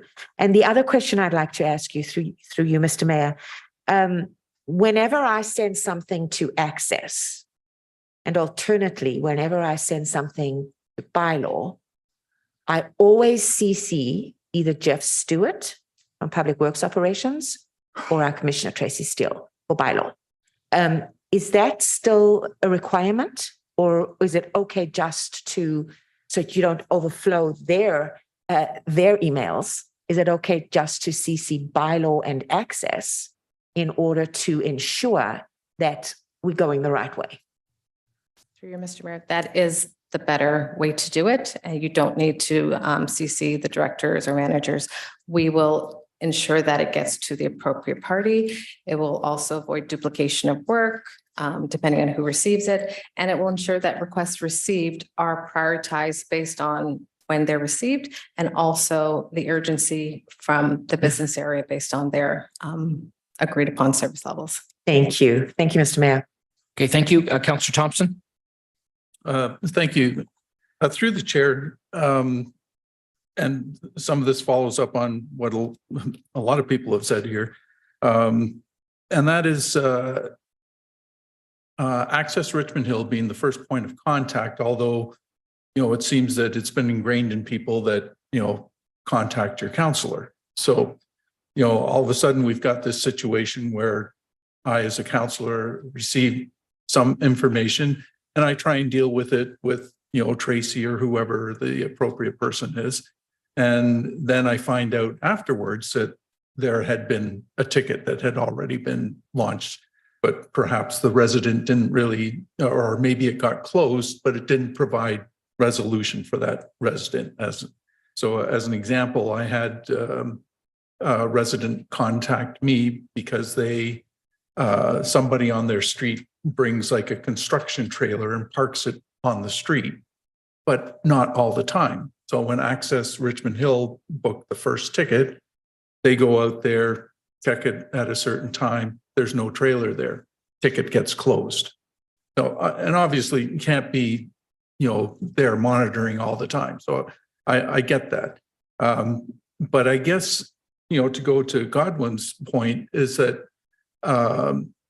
we need to find some way to work closer together. So did I hear that the ward councillors would receive something when somebody logs a ticket specific to that ward? Would we get a notification, or did I get that incorrect? Through you, Mr. Mayor. We can provide follow-up on specific requests if they make their way through your office. So if a resident contacts you for assistance or for follow-up regarding a request that was already submitted, yes, we can provide an update on the status of that request. But automatically, you wouldn't get a request for someone else's information if it's their concern. Okay, so through you, Mr. Chair, it sounds like then what Councillor Silovitz was saying is, the best thing for us as councillors would be we receive a concern through a resident, then one of the things that we should do automatically right off the bat is contact Access Richmond Hill to say we've received this. Now, if there was something on file, I'm sure you would tell us. The second part that I was interested in is, did I hear correctly when you said that the language translation services actually represented 88% of the concerns that came in? Through you, Mr. Mayor, the top 3 languages that were on the slide, those account for 88% of the usage of Language Line. So it's, concentrated on those 3 languages. Okay, so through you, Mr. Mayor, so it's just the ones that use the language services, not the actual number of concerns. Okay. Yes. Okay, because being a unilingual person myself, I'm thinking, oh boy, that would be difficult. Okay, no, that's all my questions. Thank you. Okay, thank you. I don't have anybody else on the list. Okay, thanks very much. Thank you very much, Ms. Alexander, for your presentation.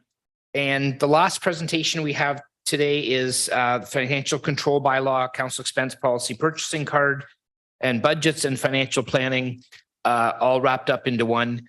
by our Director of Financial Services and Treasurer, Gigi Lee.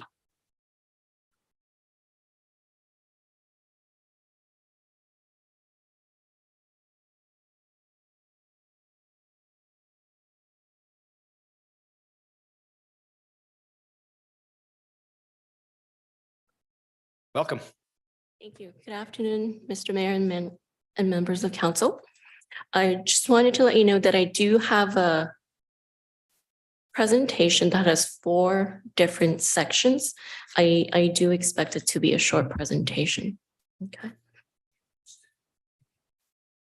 On that note, do you want us to take questions after each presentation? Does that work? Yeah, Okay. that might be better. Okay, thank you. Okay, again, good afternoon, Mr. Mayor and members of the council. It's my pleasure to present to you as part of the council orientation information about the items listed here on this slide. This is not an exhaustive list and it doesn't capture all the functions of finance, but it's intended to provide an overview on the pertinent information that you find most helpful over the coming weeks and as the budget process unfolds. Next slide, please. The Financial Services Division is organized into 4 different distinct sections, in addition to the Office of the Treasurer. Highlighted are some of the functions of each of the sections, providing council with a flavor of what each section looks after. The Fiscal Planning and Strategy section coordinates the budget, forecasts, manages the city's investment portfolio, administers development charges and the related processes, and maintains the city's reserves, reserve funds, as well as long-term financial planning. Next slide, please. The Accounting and Financial Reporting section provides accounting services and reporting for the city. It's also the section that looks after council expense reporting and purchasing card administration. The Revenue Services section establishes the city's taxation, water, wastewater, as well as stormwater rates.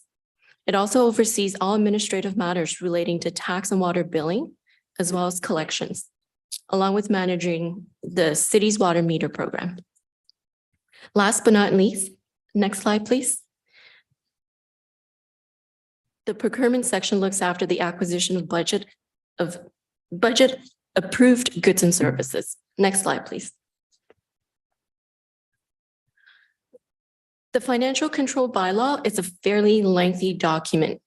It establishes procedures for budget development, approval, and adoption, and to establish authorities in relation to the encumbering, commitment, and payment of funds from with a budget that has been adopted by council pursuant to the bylaw in accordance and as well with any other bylaws or policies of the city. The Financial Control Bylaw sets the parameters by which we operate within for budgets and financial reporting. It also includes delegating authorities and approval thresholds.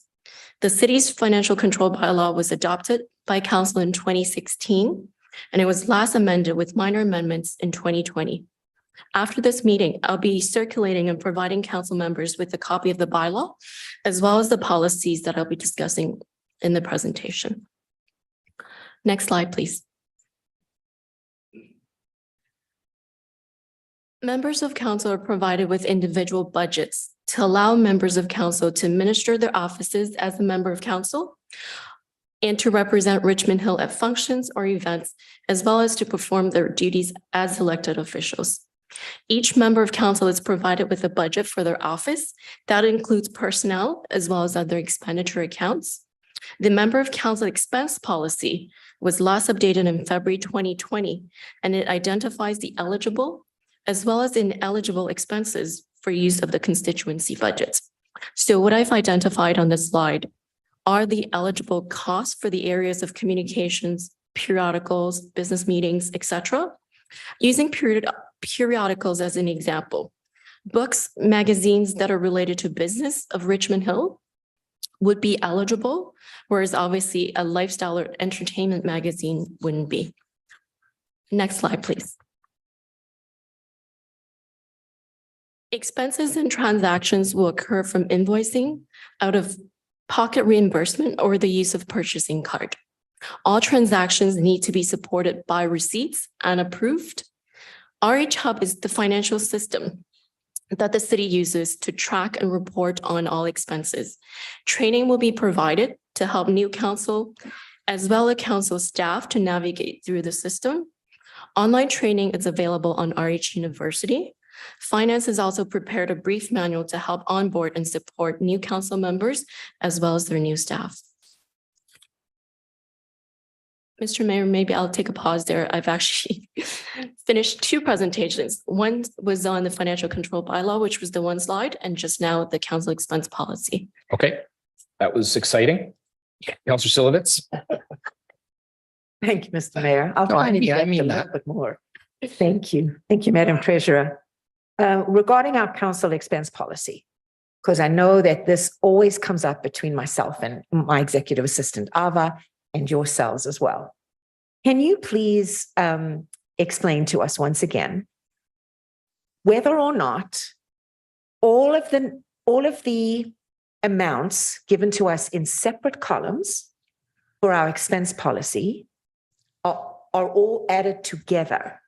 Or are there still specific amounts for communication, etc.? Because I know that Ava and we still struggle with that. We're not sure what is all lobbed together and what isn't. Through you, Mr. Mayor. Just trying to add excitement. What you're asking, I think, is how are the categories, how tight are or permeable are the category walls, I guess, right? Yeah, that's a good way of putting it. Thank you. So through the mayor and to the councillor, we do have separate amounts for each of the categories. But I believe as part of the council expense policy was that it was approved by council to be looked at as a whole. So for example, if the budget is $100,000, even though they're budgeted at the line level, overall, the budget is $100,000 that's available. So say for example, just take communications. Say the budget line item is $6,000. Okay. And the councillor exceeds that, but there's still a balance remaining in the total amount. Is that still accepted by the treasurer, by financial department, that we can claim for that, or that it can be put through our council expense budgets? Yes, so in that example, through the chair to the councillor, so the budget is 6,000. Let's say it's the actuals are $6,200. As long as there's another account that has the available funding to provide for the 200, then it is acceptable. So there is a rollover that's Exactly. permitted. Okay, thank you so much, Madam Treasurer. Thank you, Mr. Mayor. Okay, thank you. Councillor Thompson.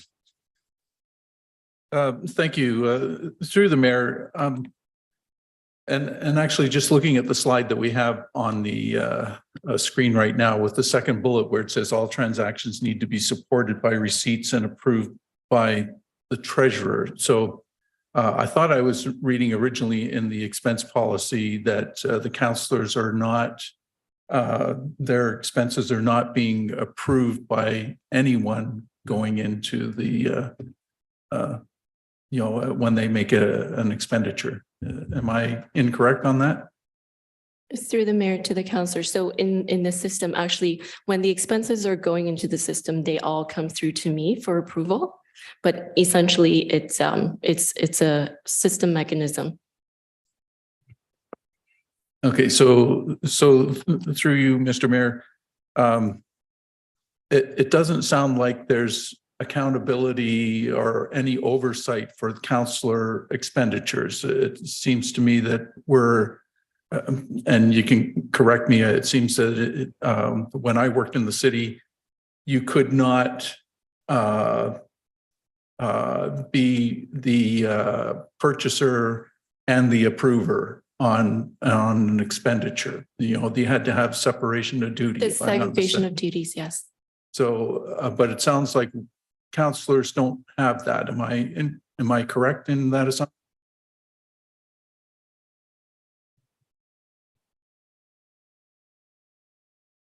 Through the mayor to the councillor, if you could repeat the question. So it's about an expense from a councillor, whether there is oversight in someone approving. Correct. and, and segregation of duty. So we do have that mechanism in place. So for example, if counselor, you have an expenditure that you're putting through in the system, it would be your administrative assistant who's putting it in, and it comes through to finance, and we would look at the eligibility, and we will make sure that it complies with the policies before we proceed with payment. Okay, thank you. That's all my questions. Thank you. Okay, thank you. Counselor Davidson. Sorry, Counselor Chan, I missed you. Sorry. No worries. No point of order here. But seriously, thank you, Mr. Chair. Thank you, Director Lee, for your presentation. It's actually following the drift of the other two speakers before me. Relating to the purchasing card, I'm thinking about from a personal consumer's use standpoint, right? And once the transaction is posted, that because it's a corporate card, the city is, according to the agreement, I guess, would have to pay.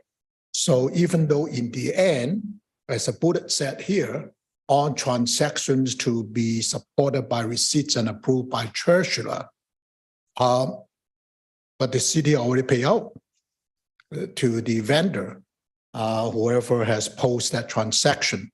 I'm just wondering if, in fact, the treasurer might have issue, what would happen? Or is that something appropriate to ask here, or maybe we can take it offline? Through the mayor to the councillor, I actually have the P card policy next as part of the presentation. So I don't know if you want me to go through that first before coming back to this one, or I can address it now as well. So essentially, we do monitor those P card transactions.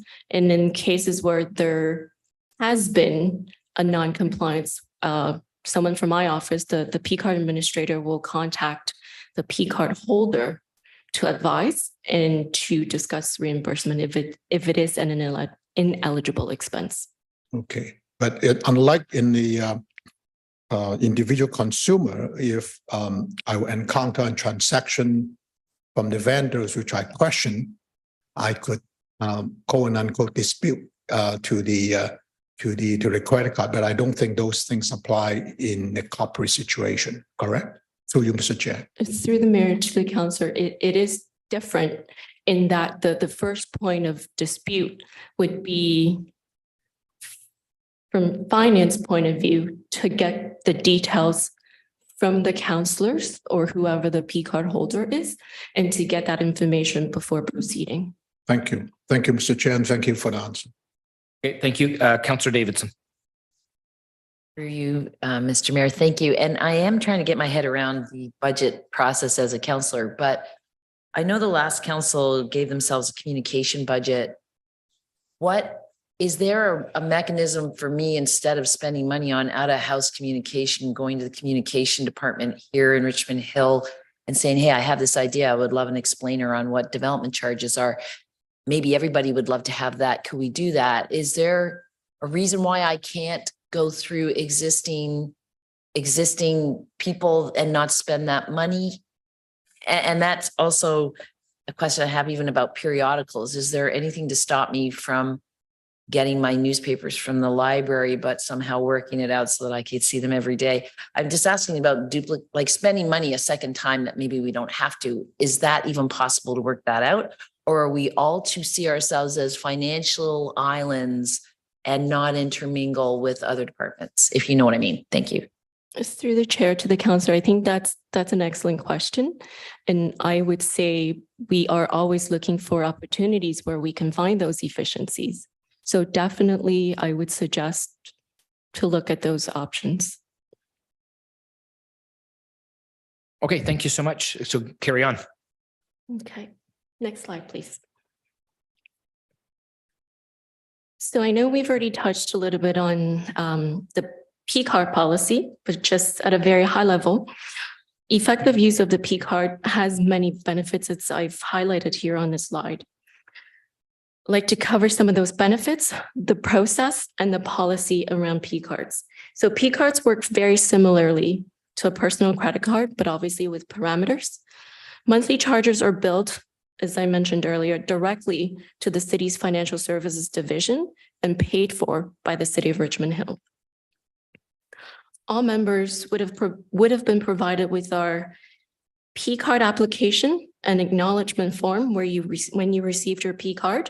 So there's also a mandatory training that comes with it that's required to be completed on RH University. We do have a P card program that is quite extensive. We have a number of employees at the city, and we have issued and maintained well over 400 P cards. Next slide, please. On this slide, I'm showing some of the guiding principles to help ensure the P card program's integrity. So the transaction limit per card is dependent upon the employee's position, title, and purchasing responsibility. The P card policy actually sets out 6 profiles by positions, which determines the maximum single as well as the monthly transaction limit. For members of council, the single transaction limit is $5,000 and the monthly transaction limit is $10,000. So the P card should only be used for business expenses and spent reasonably and responsibly. And as I mentioned earlier, original itemized receipts are required as part of the monthly submissions. Next slide, please. So on this slide, I'm showing some of the examples of acceptable card uses. So membership dues, registration fees, subscriptions, training, as well as business expenses and hospitality expenses related to conferences. So these are the eligible expenses that you could use your purchasing card for. Next slide, please. Roles in the P card program. I do have a number of different roles on this slide. I want to draw your attention to the plan administrator, who is Sue Kalanges, who reached out to you to provide you with your P card. She also acts as the liaison between the city and the bank. So she organizes and monitors all the overall P card issued, as well as coordinating the P card training. So if you have any questions, Sue would be the person to go to. And also on the slide, the divisional purchasing card administrator, in this case of council, would typically be the administrative assistant for yourselves, who would then coordinate and reconcile the monthly statements for processing. Next slide, please. As I mentioned earlier, all purchases will be monitored by the authorizing managers and plan administrators for compliance within the policy. On the first and second incidents of non-compliance, there will be training sessions offered, and rectification of non-compliance has to happen within 30 days. A third incident of non-compliance may result in the suspension of the P card. And that concludes my third presentation, Mr. Mayor. Yep, thank you so much. Councillor Thompson. Through you, Mr. Chair, merchant category codes, are there any blocking set up on the cards? Through the chair to the councillor, there are ones that are blocked on the card, and we can provide everyone with a list of what those merchant codes are. For example, jewelers. So that one recently came up, but those are more the high risk. So we have identified the merchant codes that is accessible to everyone, but certainly we have a number of items that are limited and that are off limits. Yeah, thank you. And through you, the chair, it's been my experience that with merchant category codes, they're not a perfect science. Quite often some place starts out as a mom and pop shop, but then they end up in something else, but they still have their original merchant category code, which may not have been one that was appropriate for our use. My second question is about goods and services versus hospitality. It seems to me that if there's hospitality charges on there, then that would be a taxable benefit to the counselor if we're using the card in that particular case. So how does that information get recorded so that it, works in public accounts properly? Through the mayor to the counselor. So we do have someone within my shop in finance who looks at and reconciles these accounts on a monthly basis. When we looked at hospitality, that related more to going to a conference and staying at a hotel. So that wouldn't be taxable, but definitely we do have someone looking and checking and making sure that all the submitted expenses are eligible. Thank you. My final question has to do with declines. So as an example, if we're trying to check out of a conference hotel and our card declines, what do we do? Through the mayor to the counselor, our current practice has been that you would make a call or send an email to our P-card administrator. So in the case when I talked about the merchant code issue earlier, so it was a phone call and she would then call the credit card company. And sorry, I'll just add a caveat to that. Then, if this happened to happen on a weekend, because maybe some of these conferences are weekend events, are they working after hours? They on call? How does that work? Thank you. Through the mayor to the counselor, no, this wouldn't be an on-call type of resolution. In that situation, what we've recommended in the past and what I would suggest is that perhaps a personal credit card be used, and then we will go through the travel and expenditure process to get the reimbursement. Okay, thank you. That's all my questions. Okay, thank you. Councillor Davidson. Thank you. Through you, Mr. Mayor. Is it incumbent on each councillor to keep track to make sure they are staying within their budgets, or is there a way to ask through your department, hey, where are we at, or can I afford this? Or, I mean, I can't even imagine what I'll be spending money on, but in a head, is that up to us to keep track? And is there a spreadsheet for that? Thank you. Through the mayor to Councillor Davidson. So we do provide RHub access. So once all the administrative assistants are on board, they will be provided training to run those reports.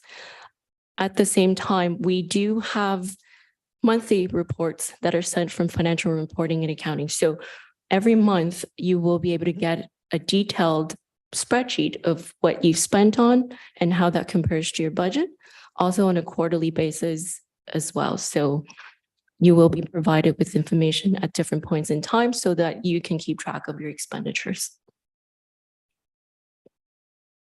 Okay, is there any other questions from council at this time? Okay, Ms. Lee, you've got another presentation, I think.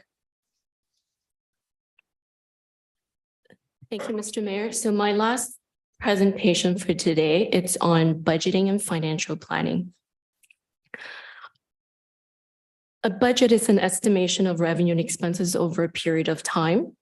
Essentially, it's a financial plan for a defined period. In the Richmond Hill context, the budget is the numeric expression of council's priorities, goals, objectives, and approved programs. You see the financial principles that are listed on this slide that demonstrate Richmond Hill's commitment to fiscal prudence as well as sustainability. Through short as well as long-term planning, we're looking at future impacts. So we're considering future impacts before decisions are made today. We also want to reduce the budget reliance on unsustainable revenue sources. Looking at prudent consideration of reserves, we have a capital asset sustainability strategy, and we're always updating the strategy to ensure that we're prolonging the estimated useful life of our repair and replacement reserves, also known as state of good repair. We also have the tax rate stabilization reserve for one-time unforeseen events or circumstances that would require excessive tax rate impacts. Last but not least, we always look to leverage all available funding sources, and that's important. And what I mean by that is we're always looking for opportunities including grant funding opportunities to provide funding for some of our capital projects. And also we have an annual allocation from the former federal gas tax to what's now called the Canada Community Building Fund.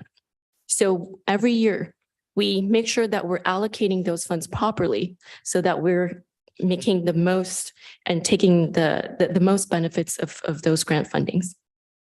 Next slide, please. This slide shows the typical budget process. So the budget is an annual process, and it starts with a budget strategy. Then it moves to the user fee review process, which usually takes place in June or July. And then over to the capital budget and forecast, typically with the timeframe of October, November, followed by the operating budget in November/December. So usually the process kicks off early summer with adoption before the end of the year. Because this is an election year, the Municipal Act actually states the budget approval needs to occur in the year of the budget year by the new council. This is to ensure that the outgoing council doesn't commit the new council on financial matters and budget. So for our 2023 Richmond Hill budget, that will be tabled in January of 2023. Next slide, please. This slide shows the different components of budgets and financial planning. I'll walk through the slides to provide a high-level overview of each. Next slide, please. For illustrative purposes, this slide shows the city's total 2022 budget. It was a total of $373 million, and it's comprised of the various budgets, including the operating budget, the capital budget, the water wastewater budget, as well as the stormwater budget. Next slide, please. Municipalities are in the business of providing services, as I've indicated on the slide. All services rely capital infrastructure and facilities.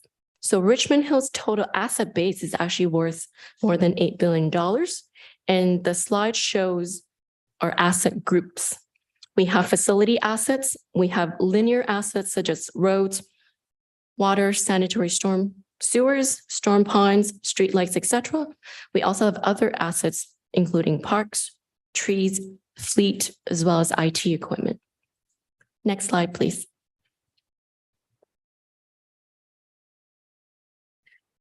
This is a slide and a visual that we really like showing to demonstrate the capital investment process.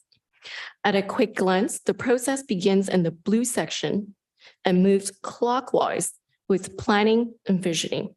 It moves to the delivery of a project, that's design and construction, and then there's a handover at the end of the construction to Public Works Operations, who is the group that predominantly maintains and operates the infrastructure, and that's the section in the green. Next slide, please.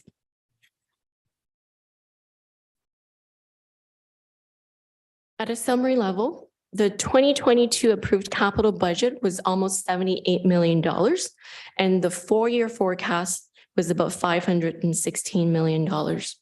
As part of 2022 capital budget, as well as the capital budgets that were presented to council in the past, we've recognized the long-term funding challenges, specifically for tax-supported assets, which requires an updated financial sustainability strategy to be informed by the corporate asset management plan, as well as other city plans. So we started doing work on the financial sustainability strategy back in 2019.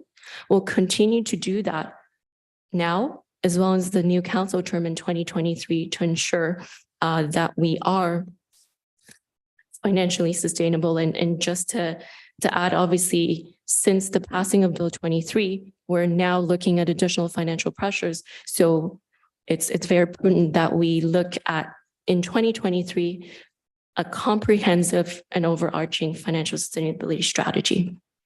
Next slide, please.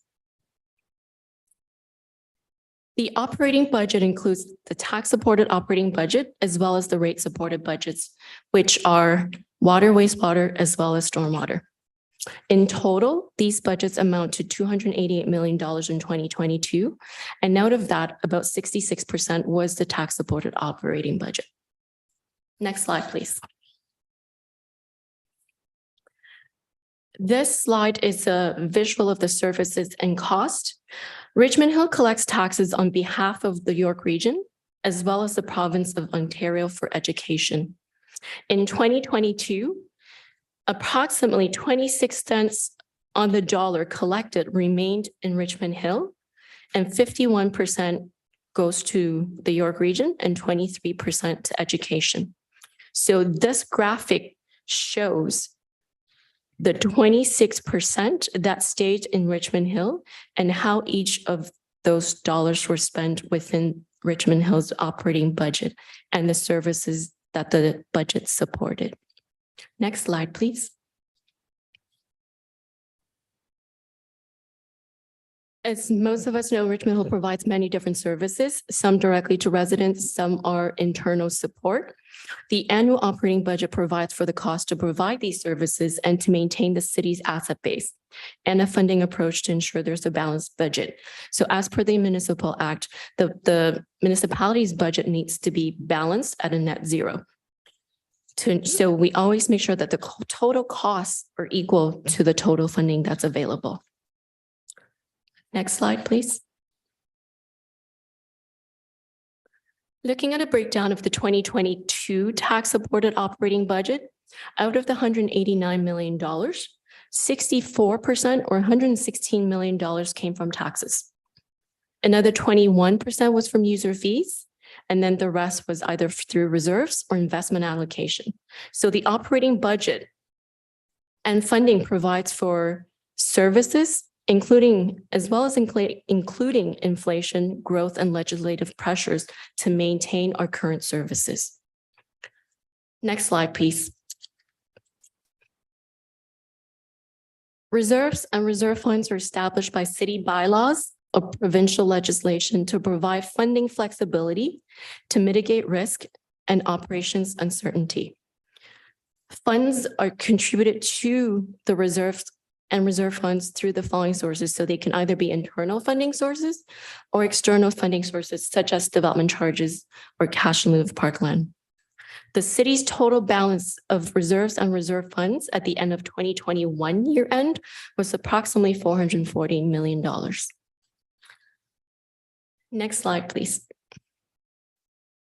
So at a high level, this slide is showing what reserve funds are used for. So reserves are allocated at the discretion of council, generally as part of an overall strategy for funding operating programs and projects. They're used as a funding source to offset some of the unanticipated expenditures or revenue shortfalls. So as you can see on this graphic, out of the reserves, it's made up of development funded reserves as well as stabilization reserves. So these reserves are typically used to fund for any operating related expenditures. Next slide, please. Reserve funds are typically to fund capital programs and projects. This slide shows the obligatory reserve funds. So these funds are received and set aside for specific purposes by legislation or provincial statute or contractual agreements. One example of obligatory reserve fund would be, as I mentioned earlier, federal gas tax, development charges, or the CCBF, which was the former federal gas tax. So with the funding of these funds, they come into our obligatory reserve funds, and there are specific purposes by legislation. So we can only use these fundings for those specific purposes. Next slide, please. The other type of reserve funds is called the discretionary reserve fund. These are also established by council for specific purposes, but there are no external restrictions. The major category within discretionary reserve funds would be our R&R type reserve fund for tax supported, our rate supported reserve funds, so related to state of grid repair and repair and replacement of our existing infrastructure. So this group of reserve funds would be the funding source for that. Next slide, please. We do apply interest allocation only to reserve funds. Within the Municipal Act, there isn't a specific requirement or methodology on how interest allocation is being allocated. It's based on the Treasurer's discretion. So at the City of Richmond Hill, investment income is allocated between the operating budget as well as our reserve funds. So essentially, this is the interest on the $440 million that I talked about earlier. It's the interest from that money that we get to apply to either the operating budget as a funding source for the operating budget, or it goes back to the reserve fund to build those reserves. The interest amount in the calculation is essentially the rate multiplied by the reserve balance. Next slide, please. This is my last slide on financial sustainability. Reserves and reserve fund management, along with capital management, continue to be an important component of financial sustainability and our fiscal strategy. What we are looking to do and what we've been working on is to establish a reserve and reserve fund policy once we have the other plans in place so that we can set the parameters and the usage of our reserve funds. And again, as part of all the other financial reporting, staff do report to council on a regular basis on the financial sustainability as well as the health of the reserves and reserve funds. And that is an annual report that we do as part of a year-end reporting. Mr. Mayor, that concludes my last presentation. Thank you so much. Questions? Councillor Davidson. Through you, Mr. Mayor, are programs that are new programs that are initiated and they are funded through reserve funds sustainable generally? I always think of reserves as budget, but maybe, I mean, as a piggy bank and that you empty it, but are reserve funds replenished sufficiently to fund something that is funded solely out of the reserve funds? Sorry, I'm thinking of a service like Windrow. Is that sustainable?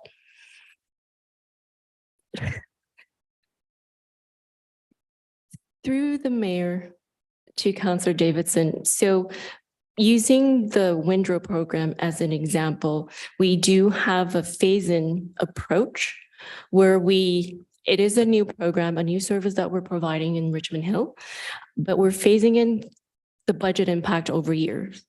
The original program was an 8-year program. So rather than taking the hit all at once, we're utilizing the reserve fund, which in this particular case is the Community Enhancement Reserve Fund. We're utilizing the interest that is going into this reserve to help phase in the Windrow program into the operating budget so that we're not taking the entire hit all at once. It is an 8-year phase-in program. So in this particular case, it's sustainable because we're not touching the principle of the reserve. And we had council's direction to use the interest to fund that phase-in.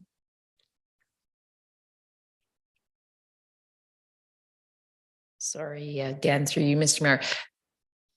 As a layman, it feels like Bill 23 changes everything. Is that true in terms of budget planning for Richmond Hill? Would you say, I'm not asking you to call out what we have to do, but does Bill 23 change pretty much the approach anew? Through the mayor to the councillor, it does significantly. So when we look at Bill 23 and the financial impact, we're really looking at less development charges that are coming in. So growth isn't going to pay for growth anymore, which means that there is an offset that needs to come from somewhere. And that somewhere would be taxes, or the alternative would be service levels that we have to look at. So definitely Bill 23 has significant financial impact.